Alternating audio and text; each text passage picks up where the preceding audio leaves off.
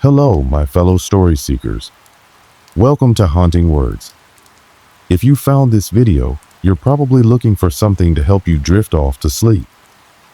And I'm here to deliver.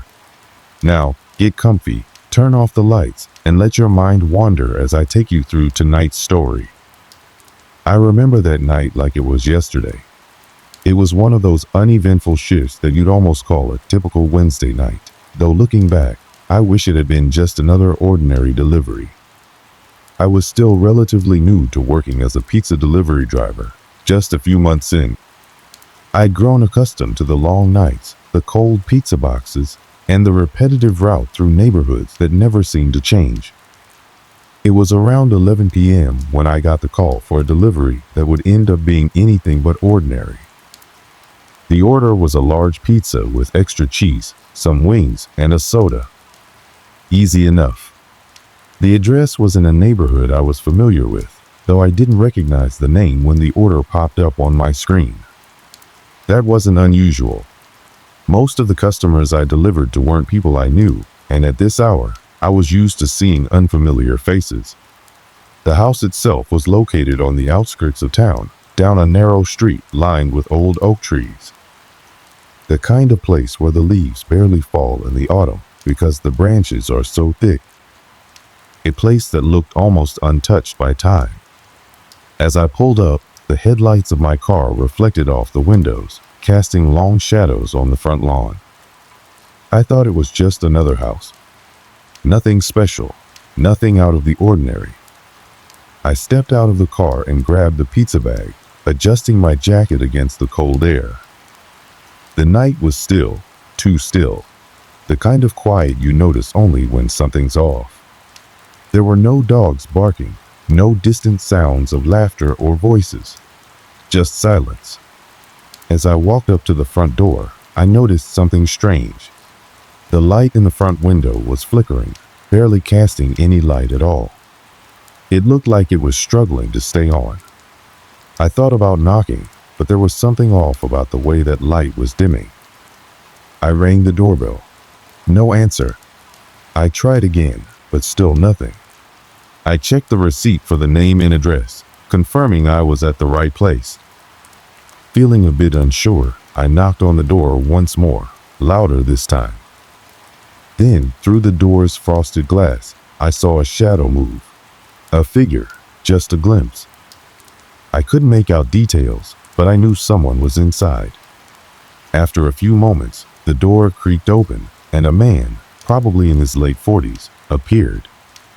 His eyes were wide, almost too wide, like he hadn't slept in days. But he greeted me with a smile, though it seemed forced. "Pizza delivery?" I asked, trying to shake off the strange feeling that had started to settle over me. Yes, that's me," he said in a voice that sounded almost too calm, like he was trying to hide something. He looked around as though checking to see if anyone else was nearby before stepping aside and letting me in. Now, I don't normally go inside houses when I deliver, but he seemed harmless enough, so I followed him inside. The house was dimly lit, the walls covered with old paintings that seemed out of place, dark, abstract art that made me feel uneasy, though I couldn't put my finger on why. It had the scent of stale air, mixed with something else, something I couldn't quite place. It was the kind of smell you get when you leave the window closed for too long, like mildew and dust. The man led me into the living room, which had a single lamp on a table, barely illuminating the area. The TV was on, but there was no sound. Just a blank screen filled with static. The furniture was covered with sheets, like no one had bothered to clean or even sit on them in years. He gestured to the coffee table, where he'd set out cash for the pizza, still smiling. "Thank you for bringing the pizza," he said, his voice trailing off as he looked at the food with a strange intensity, as if it were the only thing in the world that mattered. I put the pizza down and reached for the money. As I did, I couldn't shake the feeling that I was being watched, like eyes were following my every move. I turned slightly, just enough to see the figure standing in the doorway of another room, just outside of the living room. It was another person, a woman. She was standing there, motionless, staring at me without a word. She didn't blink. I couldn't see much of her face, but the dark hair framing her pale face gave her an eerie, ghostly presence. I didn't say anything at first, unsure of what to do. It felt wrong, but the man didn't seem to notice her. I tried to smile, forcing myself to ignore the strange tension in the air. "Everything all right?" I asked, trying to make small talk. "Yeah," he said, still staring at the pizza, his voice distant. "Everything's just fine." But I could feel the unease growing. There was something off about this place. The silence was suffocating, and the woman who was still standing there motionless was starting to unnerve me. I quickly grabbed the cash, said my thanks, and made a quick exit, not even bothering to grab the receipt. As I walked back toward the door, I heard the faintest sound behind me. It was so quiet that at first I thought I'd imagined it a whisper, barely audible. But when I turned around, the woman was gone. I didn't even hear her leave. As I walked back to my car, the feeling of unease lingered. The hairs on the back of my neck stood up, a cold shiver running down my spine, even though the night was warmer than usual for that time of year. The world felt too quiet, as if all the sounds had been swallowed up by the house behind me. I couldn't quite shake the feeling that something was wrong, though I tried to convince myself it was just a combination of being tired and the weirdness of the place. When I reached my car, I could see the faint reflection of the house in the rearview mirror. The light flickered again, almost like a signal. I shook it off and slid into the driver's seat, starting the engine. As I pulled away, I caught a final glimpse of the house, the figure of the man now standing in the window, watching me as I left. His face was expressionless, his eyes too wide, and I had to look away before I could convince myself I wasn't imagining things. Driving back into town, I tried to push the odd encounter out of my mind. The radio hummed softly in the background as the headlights illuminated the darkened streets. I couldn't stop thinking about the woman standing in the doorway. It wasn't the way she looked, but the stillness of her, the way she didn't move or speak. It was unnatural, unsettling. The next day, I told myself that maybe I was just letting my imagination run wild. After all, it wasn't as if anything happened, nothing overtly alarming, no danger, no immediate threat. It was just a weird vibe, that's all. But then, a few days later, I got another delivery to the same house. The order was identical large pizza, extra cheese, wings, and soda. The moment I saw the address on my screen, a cold knot tightened in my stomach. I wasn't sure if I was ready to return to that place, but I didn't have much of a choice. It was part of the job. I took a deep breath, trying to shake off the nerves, and got in my car. When I arrived, everything seemed normal at first. The street was quiet, the house sitting in the same spot, untouched, almost too still. The front light was dim, flickering faintly. My heart skipped a beat. I couldn't explain it, but something about that light felt like a warning. I parked my car, stepped out, and walked up to the front door, my footsteps echoing in the silence.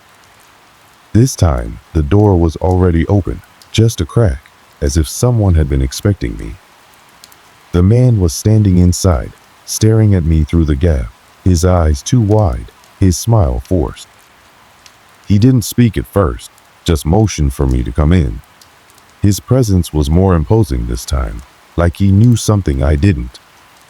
"Pizza's here," I said, trying to keep my tone casual, though my hands felt clammy as I handed over the boxes. "Come in," he said softly, his voice lower than it had been last time. There was a strange edge to it now, as though he was trying to say something without saying it. I hesitated, looking behind him into the dim interior. I could see the same dark paintings on the walls, the same furniture covered in sheets, the same sense of abandonment in the air. But what caught my attention this time was the same woman I had seen last time. She wasn't in the doorway, but I could feel her presence somewhere in the house. I couldn't tell where, but it was like she was watching me again. I stepped inside, trying to ignore the sense of dread that was building in my chest. The man closed the door behind me without a sound, the soft click of the lock echoing in the silence. The TV was on again, the static filling the room with white noise, but there was no one sitting on the couch. The woman wasn't in sight, but I could feel her presence hanging in the air like a thick fog. I set the pizza down on the coffee table and turned to leave, but as I moved toward the door, something caught my eye. There, standing at the far end of the room, in the corner where the shadows pooled, was a figure. It wasn't the man. It wasn't the woman. It was something else. The figure was tall, too tall, and it was just standing there, motionless. I couldn't see its face, but I felt its gaze on me, heavy and intense. My heart began to race, and my breath came in shallow gasps. I tried to rationalize it. Maybe it was just a trick of the light, a shadow cast in an odd angle. But then the figure moved. It didn't walk, didn't shift its weight like a normal person would. Instead, it just drifted toward me. My stomach dropped and panic surged through me as I backed away toward the door. The man hadn't moved. He was still standing there, staring at me, his smile now gone, replaced by a look of complete detachment. I fumbled with the door handle, my hand shaking, and finally burst outside, slamming the door behind me. I didn't even look back. I ran to my car, jumped inside, and sped away, my heart pounding in my chest. The house faded in the rearview mirror, but I couldn't shake the feeling that something was following me, lurking just out of sight. The figure, the presence in the shadows. What was it? I couldn't stop shaking. I didn't know what to think, what to feel. The next few days were a blur. I tried to go about my normal routine, but the memory of the figure, the feeling of being watched, wouldn't leave me. Every time I closed my eyes, I saw that dark shape in the corner of the room, drifting toward me, getting closer. I couldn't shake the thought that something was waiting for me, something that wasn't human. I tried to tell myself it was just my imagination running wild. Maybe it was the stress of the job. Maybe I was just tired. But deep down, I knew what I saw. And whatever it wasn't finished with me. The days that followed the incident at the house were a blur of nervous tension. I couldn't concentrate on anything. Every delivery felt like a new weight on my shoulders, a reminder that whatever was happening wasn't finished. The house seemed to be waiting for me. Every time my phone buzzed with a new order, my stomach would drop. The fear that I might be called back to that place never quite left me. One evening, a few days after the encounter, the inevitable happened. I saw the familiar address flash on my screen. My heart sank. I was already in the area, the street quiet and eerily still as I drove toward the house. The light was flickering again, just as it had the first time. It was a small yet deliberate detail that sent a chill through me. I didn't want to go back. I told myself I could call in sick or pass it off to another driver, but deep down, I knew that would only make things worse. I had to face it. I parked in front of the house, feeling the weight of dread settle on my chest. The windows were dark, and the door was ajar again. My hand shook as I picked up the pizza box, every movement feeling heavier than the last. I stood there for a moment, just staring at the house. It looked the same, almost too still, like a mannequin frozen in time. My mind screamed at me to leave, but I forced my feet to move. As I reached the door, I heard the unmistakable sound of footsteps approaching from inside. It was the same as before, soft and slow, as if someone was trying to be quiet, trying not to alert me to their presence. I knocked. No answer. The door opened a little more, just enough for me to see the man again, standing in the hallway, his posture too rigid, his expression blank. "Pizza," I said, trying to keep my voice steady, but it came out more like a question. He nodded, stepping aside to let me in. This time, I didn't hesitate. I walked past him into the house, my eyes immediately drawn to the same dark, empty corners where I had seen the figure before. It wasn't there now, but the feeling in the room was different. The air was thick, almost suffocating. There was a faint odor, like damp earth in old, unused rooms. The flickering light overhead added to the oppressive atmosphere, casting strange shadows across the walls. I set the pizza down on the table, avoiding eye contact with the man. Something felt different now, something more oppressive. The house wasn't just unsettling anymore, it felt alive, like it was waiting for me to do something, anything, so it could strike. "Anything else?" I asked, trying to break the tension. He didn't answer right away. Instead, he just stood there, watching me. His eyes seemed to follow my every move. I felt a rush of cold air sweep through the room, and I shivered despite the warmth of the house. I turned my attention to the window, trying to ignore the growing discomfort gnawing at me. That's when I saw it. Through the corner of the window, I caught the faintest movement. A shadow. No, it wasn't a shadow, it was something more deliberate, like someone or something was walking along the edge of the yard, hidden just out of sight. I turned quickly, my heart racing. The man hadn't moved. He was still standing there, but something was off. His eyes were fixed on me with such intensity that I felt a pressure building in my chest, as if I couldn't breathe. I tried to speak, to ask him if he saw it too, but the words caught in my throat. The air seemed to have thickened, making it hard to even think clearly. Without warning, I turned and walked quickly toward the door. I didn't even think about it. I just needed to get out.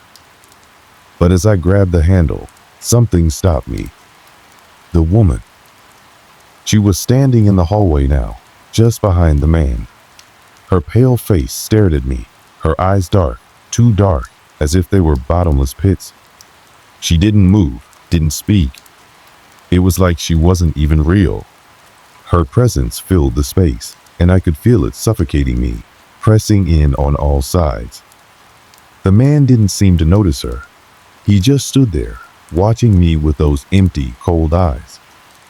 I didn't know what to do.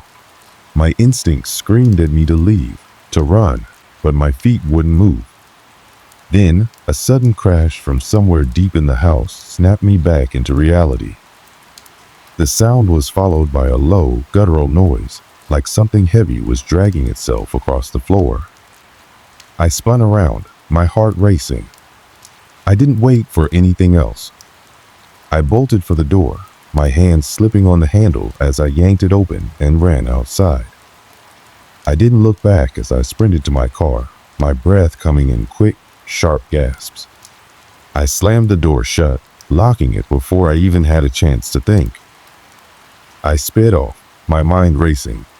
I couldn't stop shaking. What had just happened? Was it real?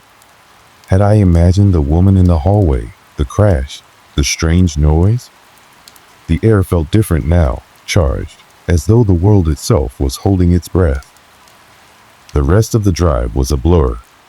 I couldn't stop looking in my rearview mirror, expecting to see something in the darkness behind me, but nothing ever came.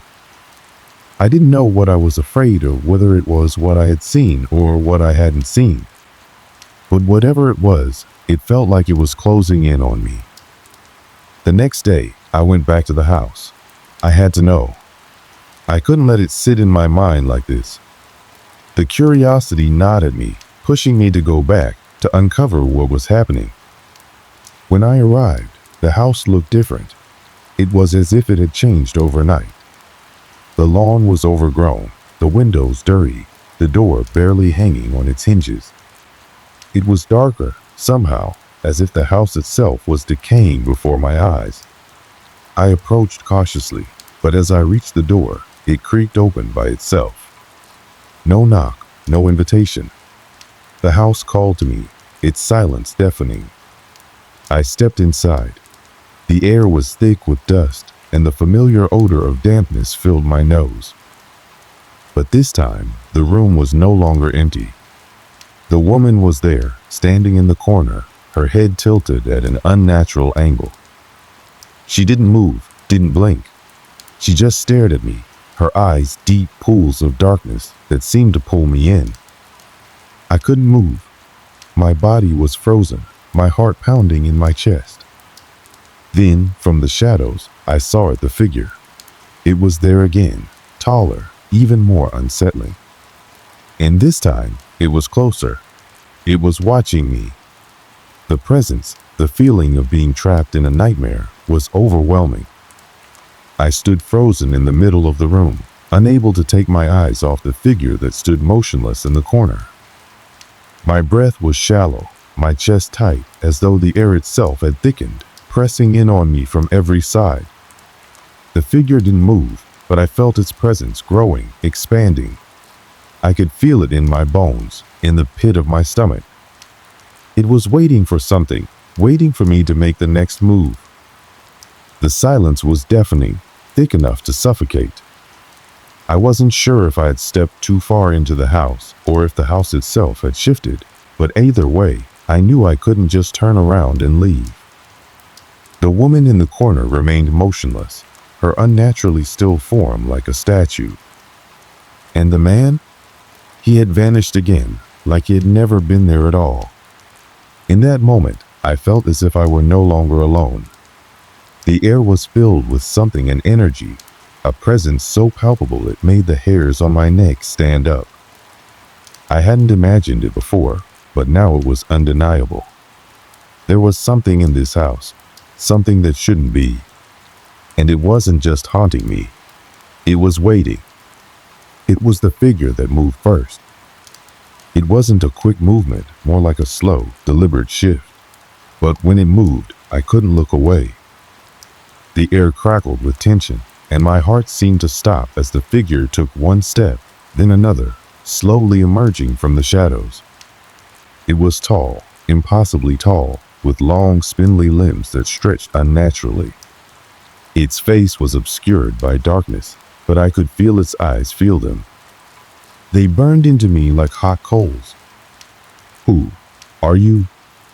The words slipped from my mouth before I even realized I was speaking. The figure didn't answer. It just continued to approach, its footsteps so quiet they might have been imagined, if not for the deep, unsettling creaks of the floorboards beneath it.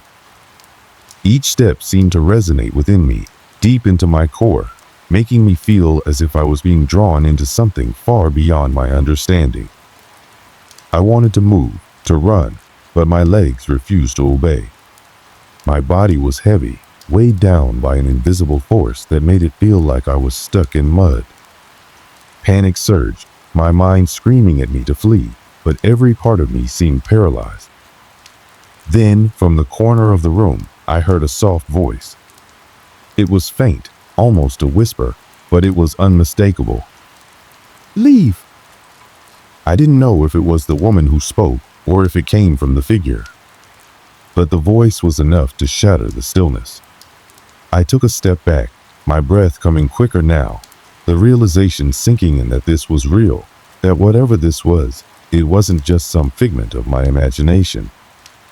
There was something here, something dark, and it was not finished with me. Suddenly, the figure lunged forward. The movement was too fast, too sudden. My body instinctively tried to back away, but I stumbled and fell, my hands scrambling for purchase on the floor.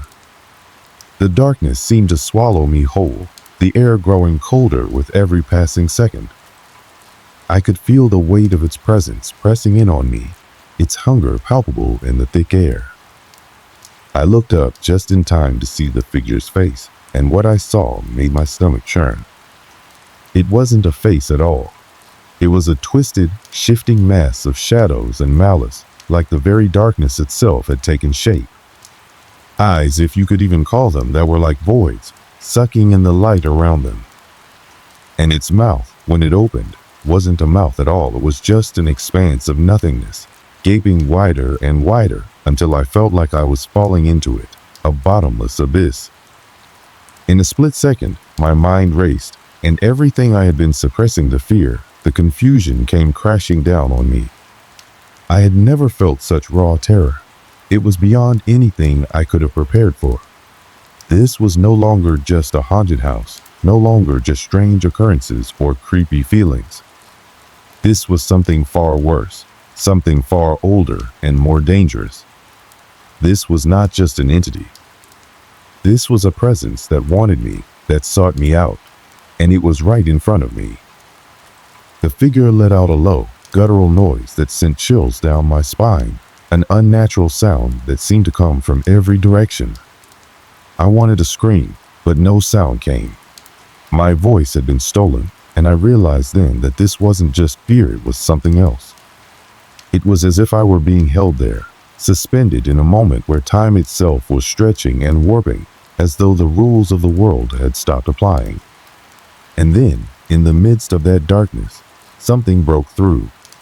A flash of light, a crackle of static electricity that zipped through the room like lightning, bright and sharp. The figure recoiled, its form twitching, as if the light had hurt it. For a moment, everything stood still. My heart pounded in my chest, but the world seemed to freeze around me. It was the light of the hallway, the weak flicker of a bulb overhead. It was enough. With a surge of adrenaline, my body jolted into motion. I didn't care what was happening around me anymore. I ran. My feet slammed against the wooden floors. My breath ragged and wild, but I didn't stop. I didn't even think. I just had to get out. The house seemed to fight against me as I pushed my way toward the door, the walls closing in, the floor uneven and treacherous beneath me. The air was thick, and every step felt like wading through molasses, but somehow I made it to the door. I yanked it open and burst outside, into the fresh night air. The cold hit me like a shock, but it was a relief. I didn't look back. I couldn't. The only thing that mattered was putting distance between myself and that house. As I ran, I felt the tension in my chest begin to loosen. My breath returned to normal, my heartbeat slowing. The terror, while still present, was fading with every step I took away from that place. But even as the house disappeared behind me, I knew one thing for sure. This wasn't over. Whatever had been in that house, whatever had wanted me, was still out there. And it wasn't finished. The sound of my footsteps pounding against the asphalt was the only thing that seemed to exist in the dead of night. Each step was a beat in the drum of panic that still throbbed in my chest. I had fled the house, and now, as I stood in the middle of the street, the cold air stinging my face, I couldn't help but wonder if it had been enough. My mind raced with questions, each one more frantic than the last. What had I seen back there? Was that thing even real, or had my mind finally cracked under the pressure of so many strange occurrences? I could still feel the weight of the figure's eyes on me, the cold darkness pressing in, suffocating me. But now, out here in the open, in the fresh air, I wasn't sure if I had imagined the whole thing. The streets were eerily quiet, as though the world around me had decided to ignore what had just happened. The house, the shadows, the figure, it all felt so distant now, as if it belonged to someone else's nightmare. But in my gut, I knew that it wasn't just my imagination. I took a deep breath, trying to steady myself. The terror still clung to my skin, like a thick fog that refused to lift, but there was a small sense of clarity, a thread of understanding forming in my mind. I had to go back. I had to know what was really happening, what had happened in that house. But before I could make any decision, a thought hit me, a chilling realization that froze me in place. What if I was already too late? I had gone back to that house, but the thing I saw, the thing that had been waiting for me, could it still be there? What if it was still hunting me? Would it follow me, find me wherever I went, and drag me back into that nightmare?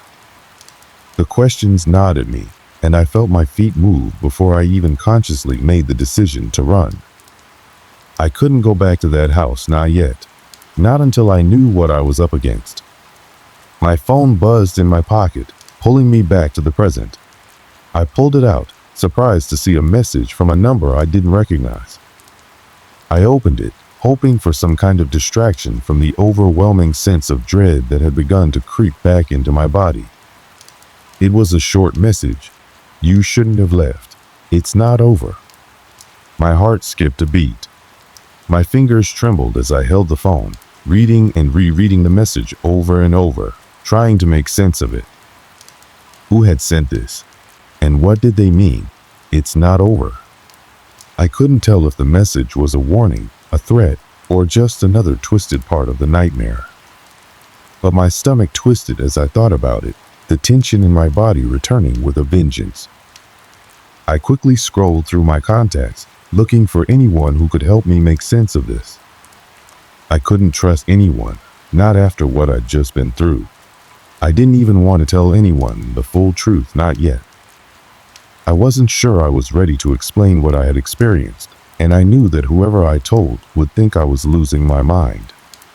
But as I scrolled, my finger hesitated over one name, the number of the delivery company I worked for. They were the ones who had sent me on that delivery in the first place. Maybe they knew something. Maybe they had some answers. Or maybe, just maybe, they had seen others go through the same thing. I pressed the number, feeling a strange sense of calm settle over me as the phone rang. It was a relief, a small lifeline in the midst of chaos. The line clicked, and a familiar voice answered. "Hello, is this Jacob?" The voice on the other end said. "Yeah, it's me," I said, trying to keep my voice steady. "I need to ask you something about the house I delivered to tonight. The one on Elm Street." There was a long pause, and I could practically hear the hesitation in the other person's voice. Then they spoke again. "I don't think I should be talking about this over the phone, but if you're asking about that house, you need to know it's been cursed, Jacob. We all know it. We've known it for years." My blood ran cold. "Cursed? What do you mean?" The voice sighed, as if they were reluctant to share any of this, but they continued. "It's not just a house, it's something else. People who go in, they don't come back the same. Sometimes they disappear altogether. No one knows why, but there's a reason no one delivers there anymore. No one will tell you the full story because it's too dangerous." "Who is it?" I asked, the question escaping before I could stop myself. "Who's been following me?" "I can't say. You have to leave it alone, Jacob. Trust me, you've already done enough." But it was too late for me to turn back now. "I can't leave it alone. I need to know what's going on." "Then you're on your own," the voice said, and before I could say anything more, the line went dead. The call ended with an unsettling click, and I stood there in the street, feeling more lost than I ever had before. I had gone into the house, I had encountered the figure, and now I knew I wasn't the first. I wasn't the first to be trapped in its grasp, to become part of whatever curse lingered in that place. And I wouldn't be the last. With nothing left but my own fear to drive me, I turned away from the street and made my way back down the road. I had to do something, anything, to stop the nightmare from continuing, from swallowing anyone else whole. But as I walked, a part of me knew the truth. This wasn't just something that could be solved. It wasn't something that could be fixed. It was just the beginning. The darkness had already marked me, and no matter how far I ran, it would always find me. No matter where I went, it was never over. And somehow, I felt like it was just getting started. The days that followed were a blur. I didn't sleep much, barely ate, and found myself constantly looking over my shoulder, as if something were always just behind me. The house, the messages, the figure, it all felt like it was consuming me, like an itch I couldn't scratch, a weight I couldn't shake. I tried to tell myself that I had escaped, that I was free from whatever had followed me, but deep down, I knew better. I spent every moment obsessing over what had happened, trying to find a reason, trying to make sense of it. But there was nothing to explain. No answers came. There was no logic to it, no rational explanation that could settle the terror in my chest. I never went back to that house, not even for a second. The thought of stepping foot near it again sent a shiver through me, a feeling that made my blood run cold. The windows, the door, the air around it all seemed to pulse with a malevolent energy. It wasn't just a house, it was something alive, something watching. I couldn't tell anyone what had happened, couldn't explain what I had seen. No one would believe me. They'd think I was crazy, that I was seeing things or just letting my imagination run wild. Maybe they were right. Maybe it was all just some kind of terrible dream.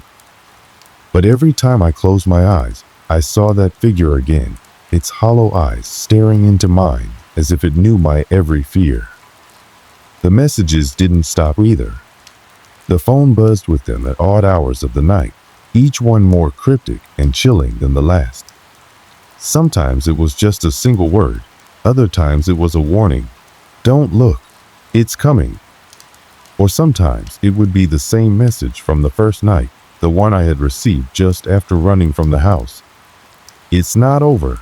It felt like I was being hunted, always on edge, always waiting for the next step in this nightmare. I couldn't escape it. It was as if the curse had become a part of me, something that followed me no matter how far I ran. Every dark corner, every abandoned building, every shadow that stretched out too long in the daylight reminded me of that thing, that presence that I couldn't understand. I thought about the warning I had received, the one from the voice on the phone, the one that told me to leave it alone. I had ignored it, thinking I could face whatever was in that house, thinking I could end it. But now, I knew the truth. I had done the worst thing I could have. By entering that house, by confronting whatever dark force lurked inside, I had become a part of its story. And now, no matter where I went, it would always be with me. I wasn't just running from something, I was running with it. And so, I found myself sitting in the dim light of my apartment one night, reflecting on everything that had led me to this point. I looked around the room, the familiar walls, the same bed I had slept in every night for the past few months. But nothing felt the same anymore. I could feel the oppressive weight of it all, the sensation of being watched from every corner, even though there was no one there. It was as though the very walls were closing in on me. I reached for my phone, staring at the screen, hoping for some form of distraction. But instead, there it was again, the message. It was the same one I had gotten that first night. The one that had sent me running. You shouldn't have left. It's not over.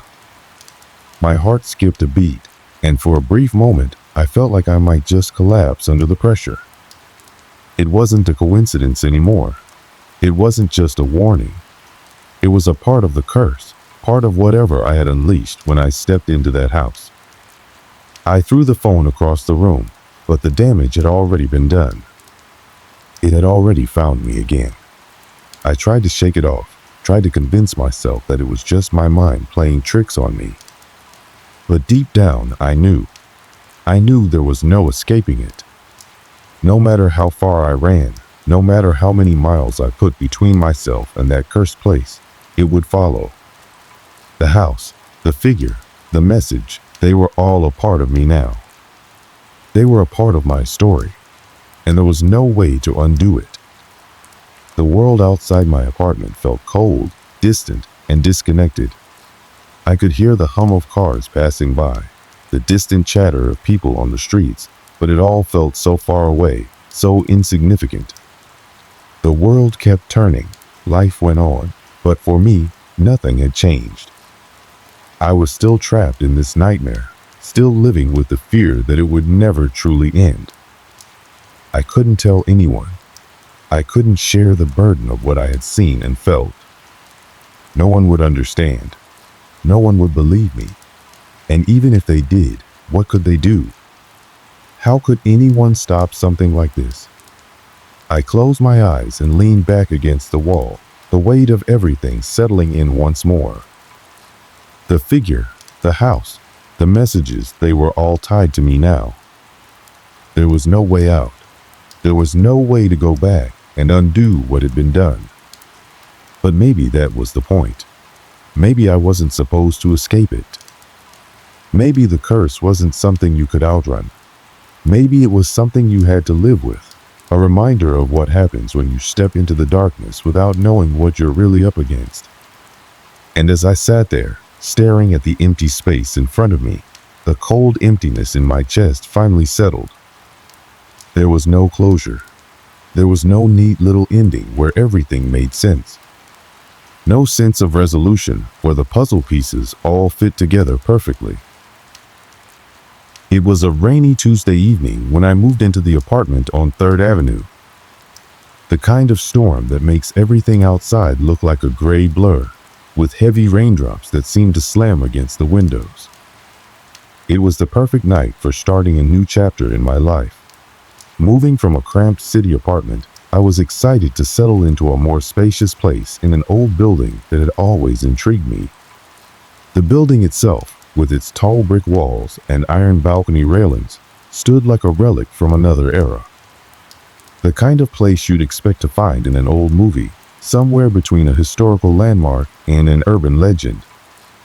I had been searching for the right place for months, and when I stumbled across this one, I didn't hesitate. The rent was reasonable for the area, the layout was perfect for my needs, and the building was relatively quiet. The building's caretaker, a tall, older man with silver gray hair, seemed normal enough. He had given me a brief tour of the apartment before handing me the keys, and nothing seemed out of the ordinary at first. He mentioned that the previous tenant had recently moved out, but that didn't concern me. After all, this was a neighborhood where people came and went all the time, especially in a building this old. What did concern me, though, was the odd note he left on the kitchen counter as he was leaving. "Be sure to check the maintenance closet in the hallway," he said with a strange look on his face, his voice a little quieter than before. "It's important to keep an eye on the water pipes there. They can get noisy sometimes." I brushed it off as a quirky caretaker thing.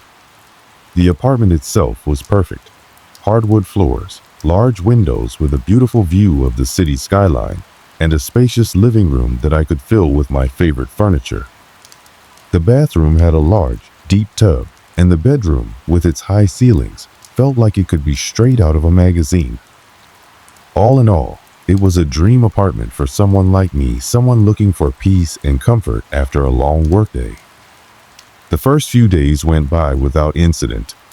I unpacked, set up my space, and got into a routine of enjoying the quiet evenings.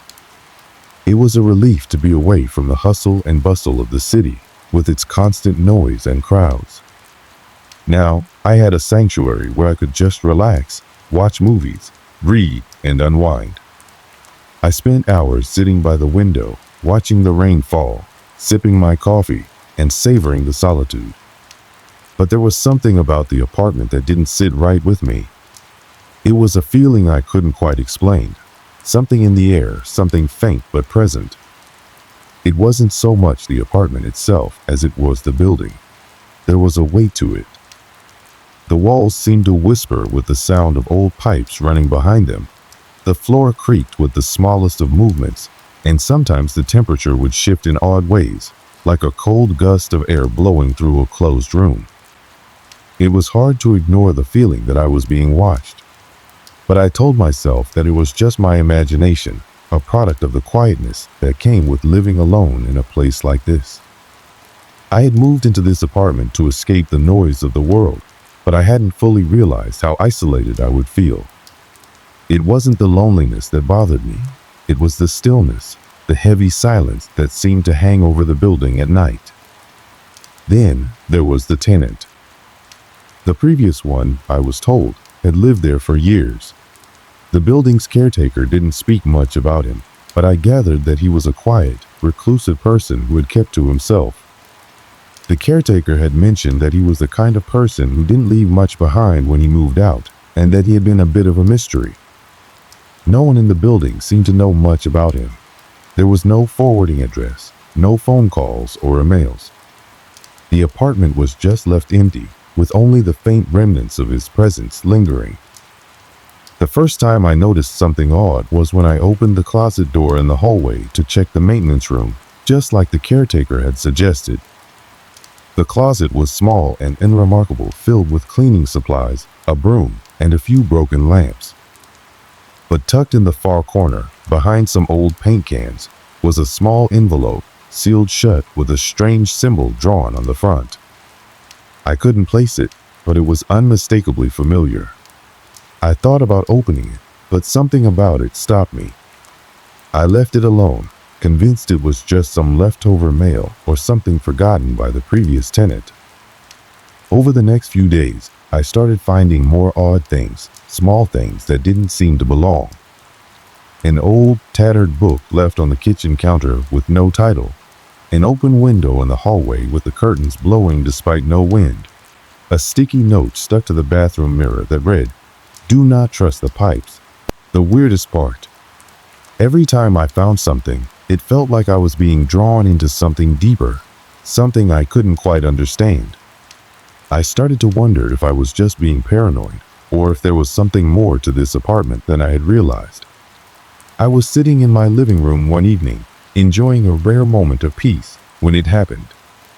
The kind of peace that only comes after a long, stressful day at work. The rain had finally stopped, and the streets outside were quiet. I was curled up on the couch, scrolling through my phone, when I noticed something strange, a soft, tapping sound. It came from somewhere nearby, just faint enough to make me stop and listen. I turned my head, trying to locate the source of the noise. At first, I thought it was the wind against the window, but the sound was too rhythmic, too deliberate. It wasn't the rain either, which had long since stopped. The tapping continued, louder now, and I was certain it was coming from the hallway. My heart skipped a beat, and I felt an odd tightness in my chest. I stood up from the couch and cautiously walked toward the hallway, my footsteps muffled on the old wooden floors. The apartment was still, and there was something unnerving about the silence that followed me as I moved. The tapping sound, like a knock or a soft rap against wood, grew louder as I drew closer to the hallway. I reached the door to the hallway and hesitated. I wasn't sure why, but I had this feeling that something was wrong.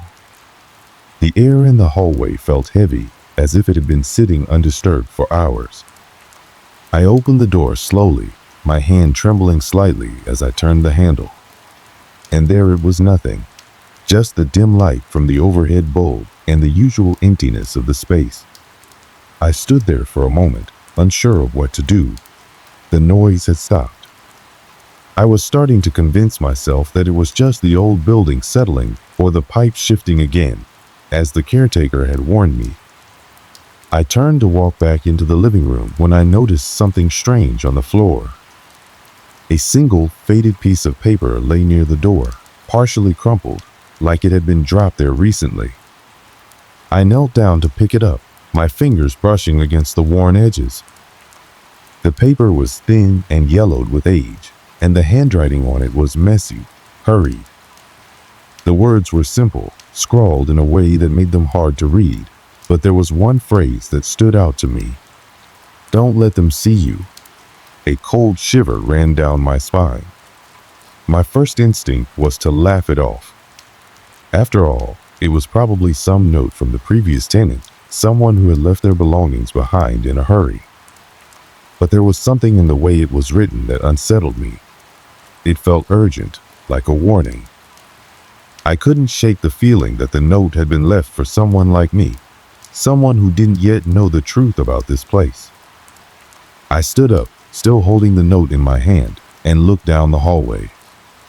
The apartment felt colder now, as if the temperature had dropped in an instant. The stillness was thick, almost oppressive. I shook my head, trying to clear the thoughts swirling in my mind. "It's nothing," I muttered to myself. "Just an old note." But I couldn't ignore the fact that the tapping sound had come from somewhere nearby. It was as though something was trying to get my attention, something subtle but persistent. I walked back to the living room and sat down on the couch, trying to push the feeling of unease to the back of my mind. I turned on the TV, hoping to distract myself, but the noise of the apartment, the silence between the walls, kept creeping back into my thoughts. Over the next few days, the feeling of being watched intensified. The strange tapping sound would return, but this time, it wasn't just a faint tap here and there. It was constant, like a quiet knock that never quite stopped. I would hear it at all hours when I was cooking, when I was in the shower, even when I was trying to sleep. The noise would come from the hallway, or sometimes from inside the walls themselves. I tried to tell myself it was just the old plumbing, the creaks and groans of a building that had stood for decades. But every time I heard it, a knot would form in my stomach. I knew something wasn't right. I could feel it in my bones. One night, after the tapping had kept me awake for hours, I decided to investigate. Armed with nothing more than a flashlight and the note I had found, I made my way through the dark hallway. The light flickered as I moved, casting long shadows on the walls. My footsteps seemed unnaturally loud in the silence. The hallway was just as it always was, empty, quiet, and cold. But tonight, there was a strange feeling in the air. It felt as though the walls themselves were watching me, waiting for me to make a move.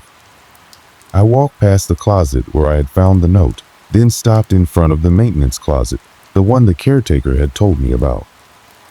The door was slightly ajar, and I could hear a soft, buzzing noise from within. I pushed the door open slowly, my flashlight sweeping across the room. It was filled with shelves of cleaning supplies, old boxes, and tools. But something caught my eye on the far side of the closet, behind a stack of dusty boxes. There was a small door, barely noticeable.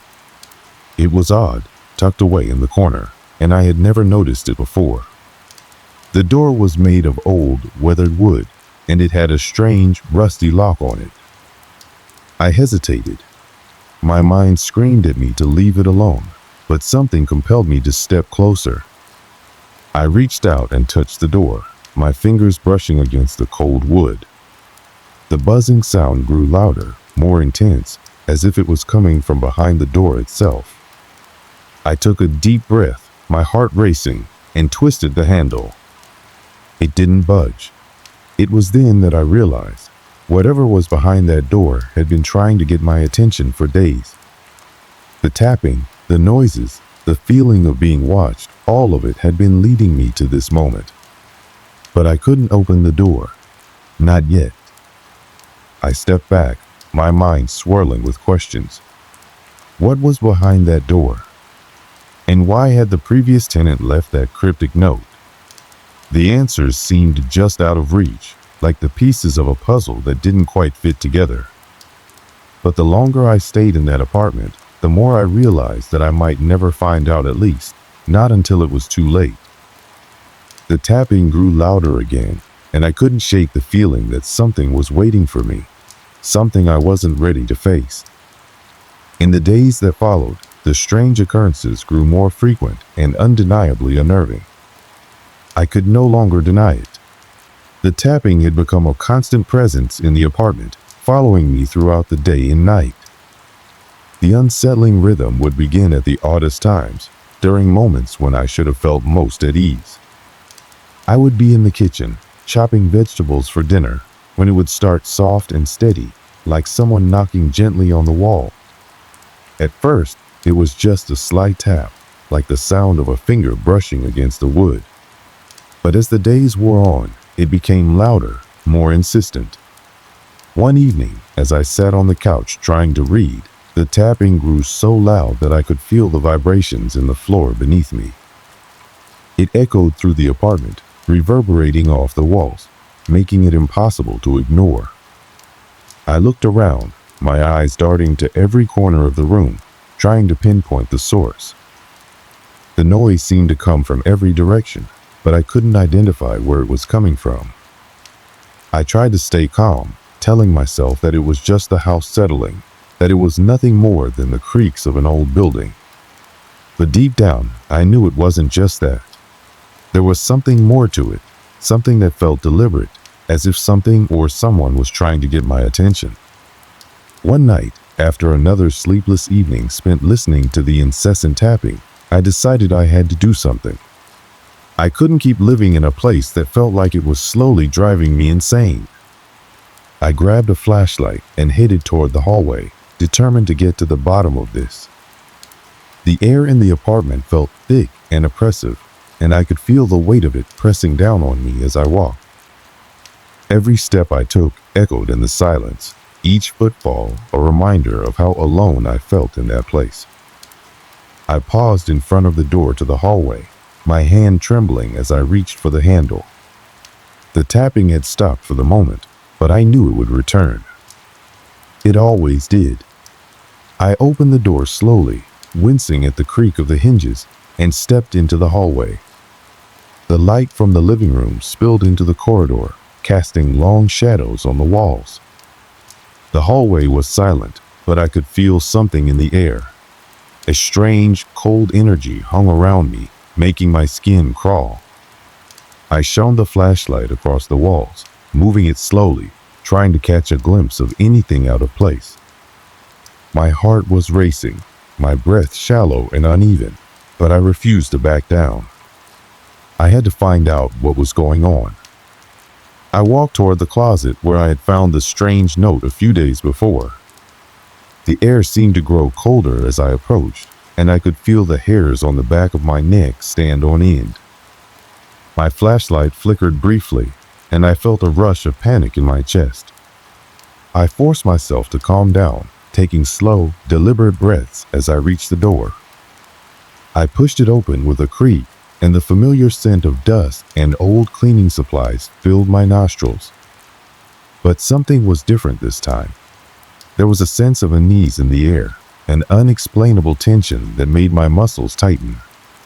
I shone the flashlight around the room, looking for any sign of movement, any clue that might explain the strange events I had been experiencing. As I scanned the room, my eyes landed on the small weathered door in the far corner. The door that had caught my attention before. It was still locked, just as it had been the first time I saw it, but now it felt even more ominous. The buzzing sound I had heard earlier was louder now, almost as if it was coming from behind the door itself. My heart pounded in my chest as I moved closer, drawn to it like a moth to a flame. I reached out to touch the door again, my fingers grazing the cold wood. The buzzing grew louder, almost deafening now, and I felt a sudden surge of fear wash over me. What was behind that door? Why couldn't I open it? The questions raced through my mind, but I couldn't seem to find the answers. All I could do was stand there, paralyzed, staring at the door that seemed to be calling to me. As I stood there, the tapping noise returned, louder than ever. It echoed through the walls, rattling the old pipes, reverberating through the very bones of the building. The sound was now a steady, relentless beat, like the ticking of a clock counting down to something terrible. I felt the walls closing in around me, the air growing heavier with each passing second. I stepped back from the door, my breath coming in short gasps. I had to get out of there. I had to leave the apartment. But as I turned to make my way back to the living room, I stopped dead in my tracks. There, in the corner of the hallway, was something I hadn't noticed before. A shadow. It was tall and indistinct, but it was unmistakably there, standing still, as if watching me. I froze, my heart thundering in my chest. The shadow didn't move, didn't flicker like a trick of the light. It was solid, a dark presence that seemed to be observing me with a cold, malevolent intent. My blood ran cold as I stood frozen in place, unsure of what to do.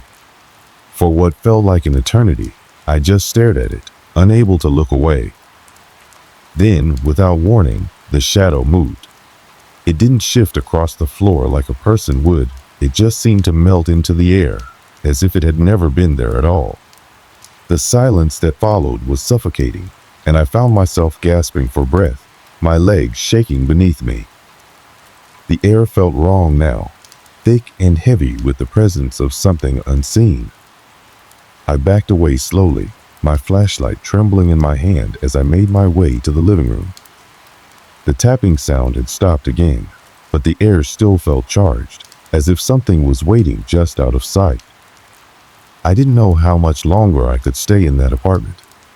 It was as though the very walls themselves were alive, breathing with a presence I couldn't understand. But even though the tapping stopped, even though the shadow vanished, I couldn't shake the feeling that whatever it was still there, watching me, waiting, and I wasn't sure how much longer I could ignore it. Days passed, but the strange events continued. The tapping came and went, but the oppressive feeling lingered, hanging in the air like a storm on the horizon. And then, one night, it happened again. I was lying in bed, the covers pulled up tight around me, trying to ignore the creeping fear that always seemed to settle in my chest when night fell. The tapping came again, soft at first, but growing louder with each passing second. It echoed through the apartment, rattling the walls, vibrating the windows. This time, I didn't wait. I grabbed the flashlight, and without a second thought, I ran into the hallway. I knew something was waiting for me, something I wasn't ready to face. But I couldn't stop myself from moving forward. I had to know the truth. The pounding of my heart drowned out all other sounds as I made my way down the darkened hallway. Every step felt like a weight pressing down on me, each one more reluctant than the last. The flashlight in my hand flickered, casting uneven beams across the walls, as if the apartment itself was conspiring to make this journey even more terrifying. The air was thick with tension, the oppressive silence only broken by the relentless tapping that now seemed to echo in my very bones.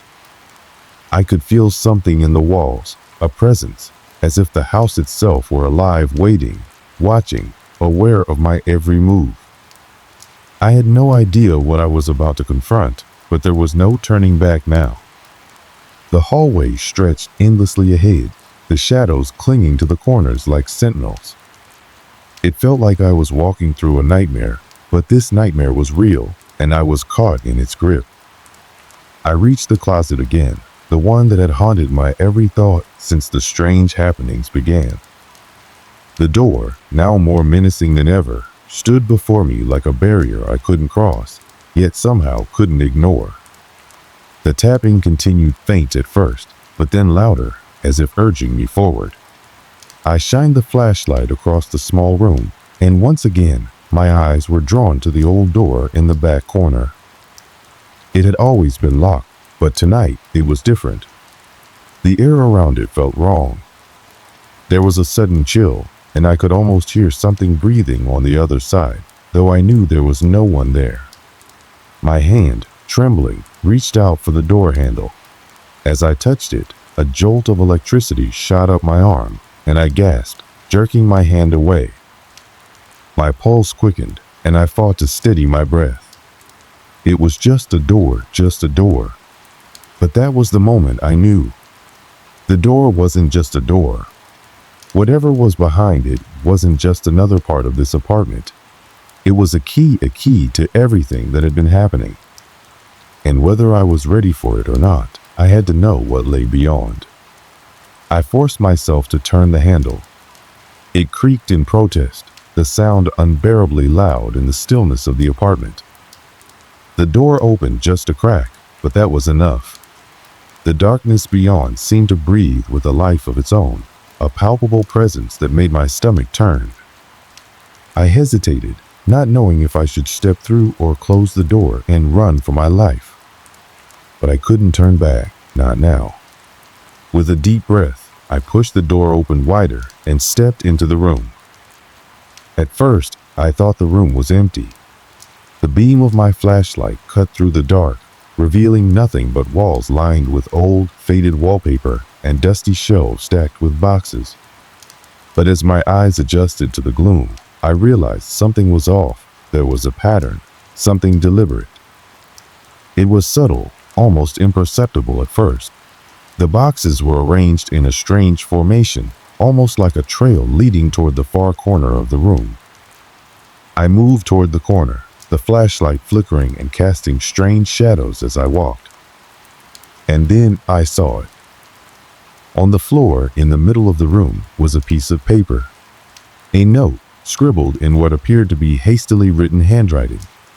I bent down to pick it up, my fingers brushing the rough edges. As I unfolded the paper, the words on it sent a cold wave of dread through me. The message was simple but chilling. I know you're here. You should have left when you had the chance. My breath caught in my throat. Who had written this? And how did they know I would come to this room? There was no answer, no explanation. Just the unnerving certainty that I wasn't alone in this apartment, not anymore. I looked around the room, feeling the weight of unseen eyes upon me. The walls seemed to close in, the air growing thicker with each passing second. The tapping had returned, louder now, reverberating through the walls and the floor. It felt like it was coming from everywhere at once, surrounding me, closing in. Suddenly, the light from my flashlight flickered once more, and then went out completely, plunging the room into darkness.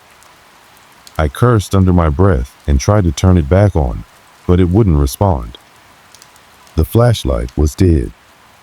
A cold chill swept through the room, and I felt a shift in the air. There was something else now. Someone was in the room with me. I could feel it. The very atmosphere was charged, as if the room itself was pulsing with energy. My pulse raced, my skin prickling with fear. Then I heard it. A sound. A whisper, soft at first, like a breath on the wind. But as I listened more closely, it became clearer, a voice speaking directly to me. You shouldn't have come, it said, the voice low and distorted, like it was coming from far away, or perhaps from inside my own mind. It sounded almost familiar, but I couldn't place it. I spun around, trying to locate the source of the voice, but there was no one there. The room was still empty, no figure in the shadows, no movement. But I could feel the presence now, like a weight in the air, pressing against me, making it harder to breathe. The tapping had stopped. The room was silent, but it wasn't peaceful silence. It was the kind of silence that comes just before something terrible happens. My legs were trembling beneath me, and my mind was racing, trying to make sense of everything. The note, the voice, the oppressive feeling that something or someone was watching me. And then, just as suddenly as it had begun, the silence was shattered. The lights flickered back on, and in the corner of the room, I saw him. A figure. A man, standing perfectly still, staring at me with hollow eyes. His clothes were old-fashioned, as if he had stepped out of a time long past. His face was pale, gaunt, with sharp features that seemed to belong to someone who hadn't been alive for a very long time. His eyes, dark and empty, locked onto mine, and I felt a cold chill spread through my veins. I opened my mouth to scream, but the words wouldn't come. My body froze, paralyzed by the fear that gripped me. The man didn't move. He just stood there, watching me, as if waiting for something. And then he spoke again. His voice was low, almost imperceptible, but I could hear it clearly. You shouldn't have stayed. The words echoed in my mind, resonating with an eerie finality. I wanted to run, to escape, but my feet wouldn't move. The air in the room was thick with an overwhelming sense of dread, and I knew, deep down, that whatever I had unleashed in this apartment was far worse than anything I could have imagined. The figure stepped forward, his movement slow and deliberate. Each step was measured, like he was savoring my fear. I wanted to scream, to fight, but all I could do was stand there, rooted to the spot, my heart pounding in my chest. The darkness in his eyes seemed to swallow everything around him, drawing me into a void that I couldn't escape. And then, without warning, he was gone. The room was empty again. The lights flickered one last time and then stabilized. But the feeling of dread remained, lingering in the corners of the room, in the very air that surrounded me. I didn't know what to do. I didn't know if I should run or stay, if there was any way out of this nightmare. But I knew one thing for certain. The presence wasn't gone. It was still there, in the apartment, waiting for me to make my next move. The silence that followed was deafening. The tapping had stopped. The air was still. But I could still feel his presence, lurking just beyond the edges of my perception. The air in the room felt thick, suffocating, as I stood frozen in the darkness. The figure had vanished, leaving behind an unsettling emptiness. I couldn't shake the sensation that something had shifted, that I was no longer alone in the apartment, even if I couldn't see anyone. It was as if the walls themselves had absorbed his presence and were now waiting for the next move. But what could I do? What was left to do? The clock on the wall ticked steadily, the sound so loud in the stillness that it almost felt mocking. I glanced at the door, the one that led back to the hallway. The corridor outside was as dark as it had ever been, but the thought of stepping back out there, of leaving this room behind, was just as terrifying as facing whatever lay ahead. I wasn't sure how much time had passed. My heart pounded in my chest, and my breathing was ragged. Sweat dripped down the back of my neck, and I could taste the metal tang of fear on my tongue. The apartment seemed to be holding its breath, waiting for me to make a choice. I finally managed to take a step, then another, moving slowly toward the door. But as I crossed the room, I noticed something I hadn't seen before. In the far corner, hidden beneath a pile of old boxes, was something out of place. A small wooden box, ornate and dust-covered. It wasn't like anything else in the room. It seemed to have been deliberately hidden, as though someone didn't want me to find it. Against every instinct telling me to leave, I approached the box. My hands trembled as I reached down to pick it up. There was something eerie about it, something that made the hair on the back of my neck stand up. I could feel a coldness emanating from it, a chill that seemed to seep into my skin as I touched it. I couldn't explain it, but it felt important. It felt like the key to everything. I held the box in my hands for a moment, my pulse quickening as I studied its surface. There were strange symbols etched into the wood, symbols I didn't recognize. They weren't familiar in any way, and yet they felt almost ancient, as if they had been carved there long ago, with intent. I didn't know what I was hoping for, some clue, perhaps, some explanation for everything that had been happening in this apartment. But whatever it was, I felt an undeniable pull to open it. With trembling fingers, I lifted the lid. Inside, nestled in soft velvet lining, was a small piece of paper, a note. I pulled it out slowly, unfolding it with a mixture of dread and curiosity. The handwriting was messy, hurried, as if the person who wrote it had been in a hurry or perhaps too frightened to take their time. The message was short, but chilling. This is where it all begins. You've opened the door to something you can't undo. There's no going back now. I've tried to warn you. You should have left. I stood there, staring at the paper, my mind racing. Where it all begins? No going back. What did that mean? Had I somehow triggered something far worse than I could understand? Or was I just trapped in some twisted game, forced to play out a scenario that had been set in motion long before I'd moved into this apartment? I slammed the box shut, as if somehow that would stop the flood of questions and fear rushing through my mind. My hands were shaking uncontrollably, and for the first time since I'd arrived here, I felt the overwhelming urge to run, to get out of this place before it swallowed me whole. But I couldn't. The thought of leaving without knowing what had really happened, without understanding why I had been drawn into this nightmare, kept me rooted to the spot. I couldn't just walk away. Not now. I took a deep breath and turned to leave the room, the box still in my hands, my fingers clutched around it as if it might disappear if I let go. The hallway stretched out before me, and as I walked through the door, I felt the weight of the apartment closing in behind me, as if it didn't want to let me go. As I reached the front door, I hesitated. I could leave. I could get in my car, drive away, and never look back. But that thought, those words, "there's no going back," kept gnawing at me. I had already opened the door. I had already discovered something, whether I liked it or not.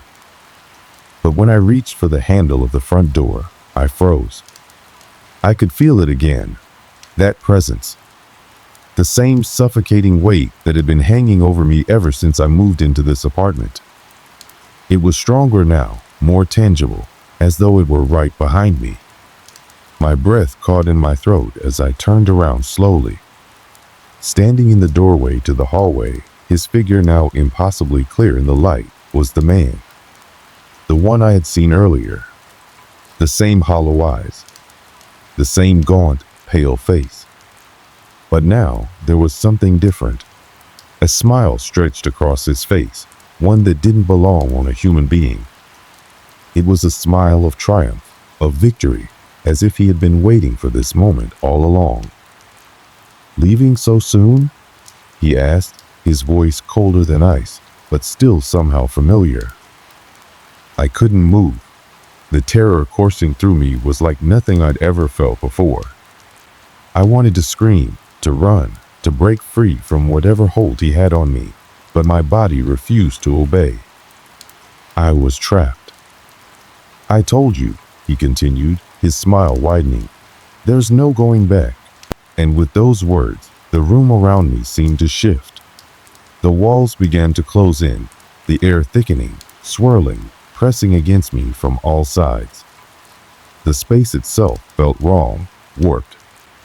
I glanced back toward the door, desperate to leave, but it was as if the apartment itself was reshaping around me, blocking my exit. I wasn't sure how it happened, but in an instant, the hallway I had been walking down moments before was gone. In its place was nothing but endless darkness. The man's figure seemed to melt into the shadows. He was still there, but not really there.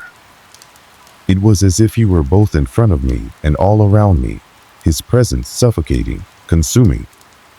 And then, with a sudden, terrifying clarity, I understood. This wasn't just an apartment. It wasn't a building at all. It was something else. A place that existed between worlds.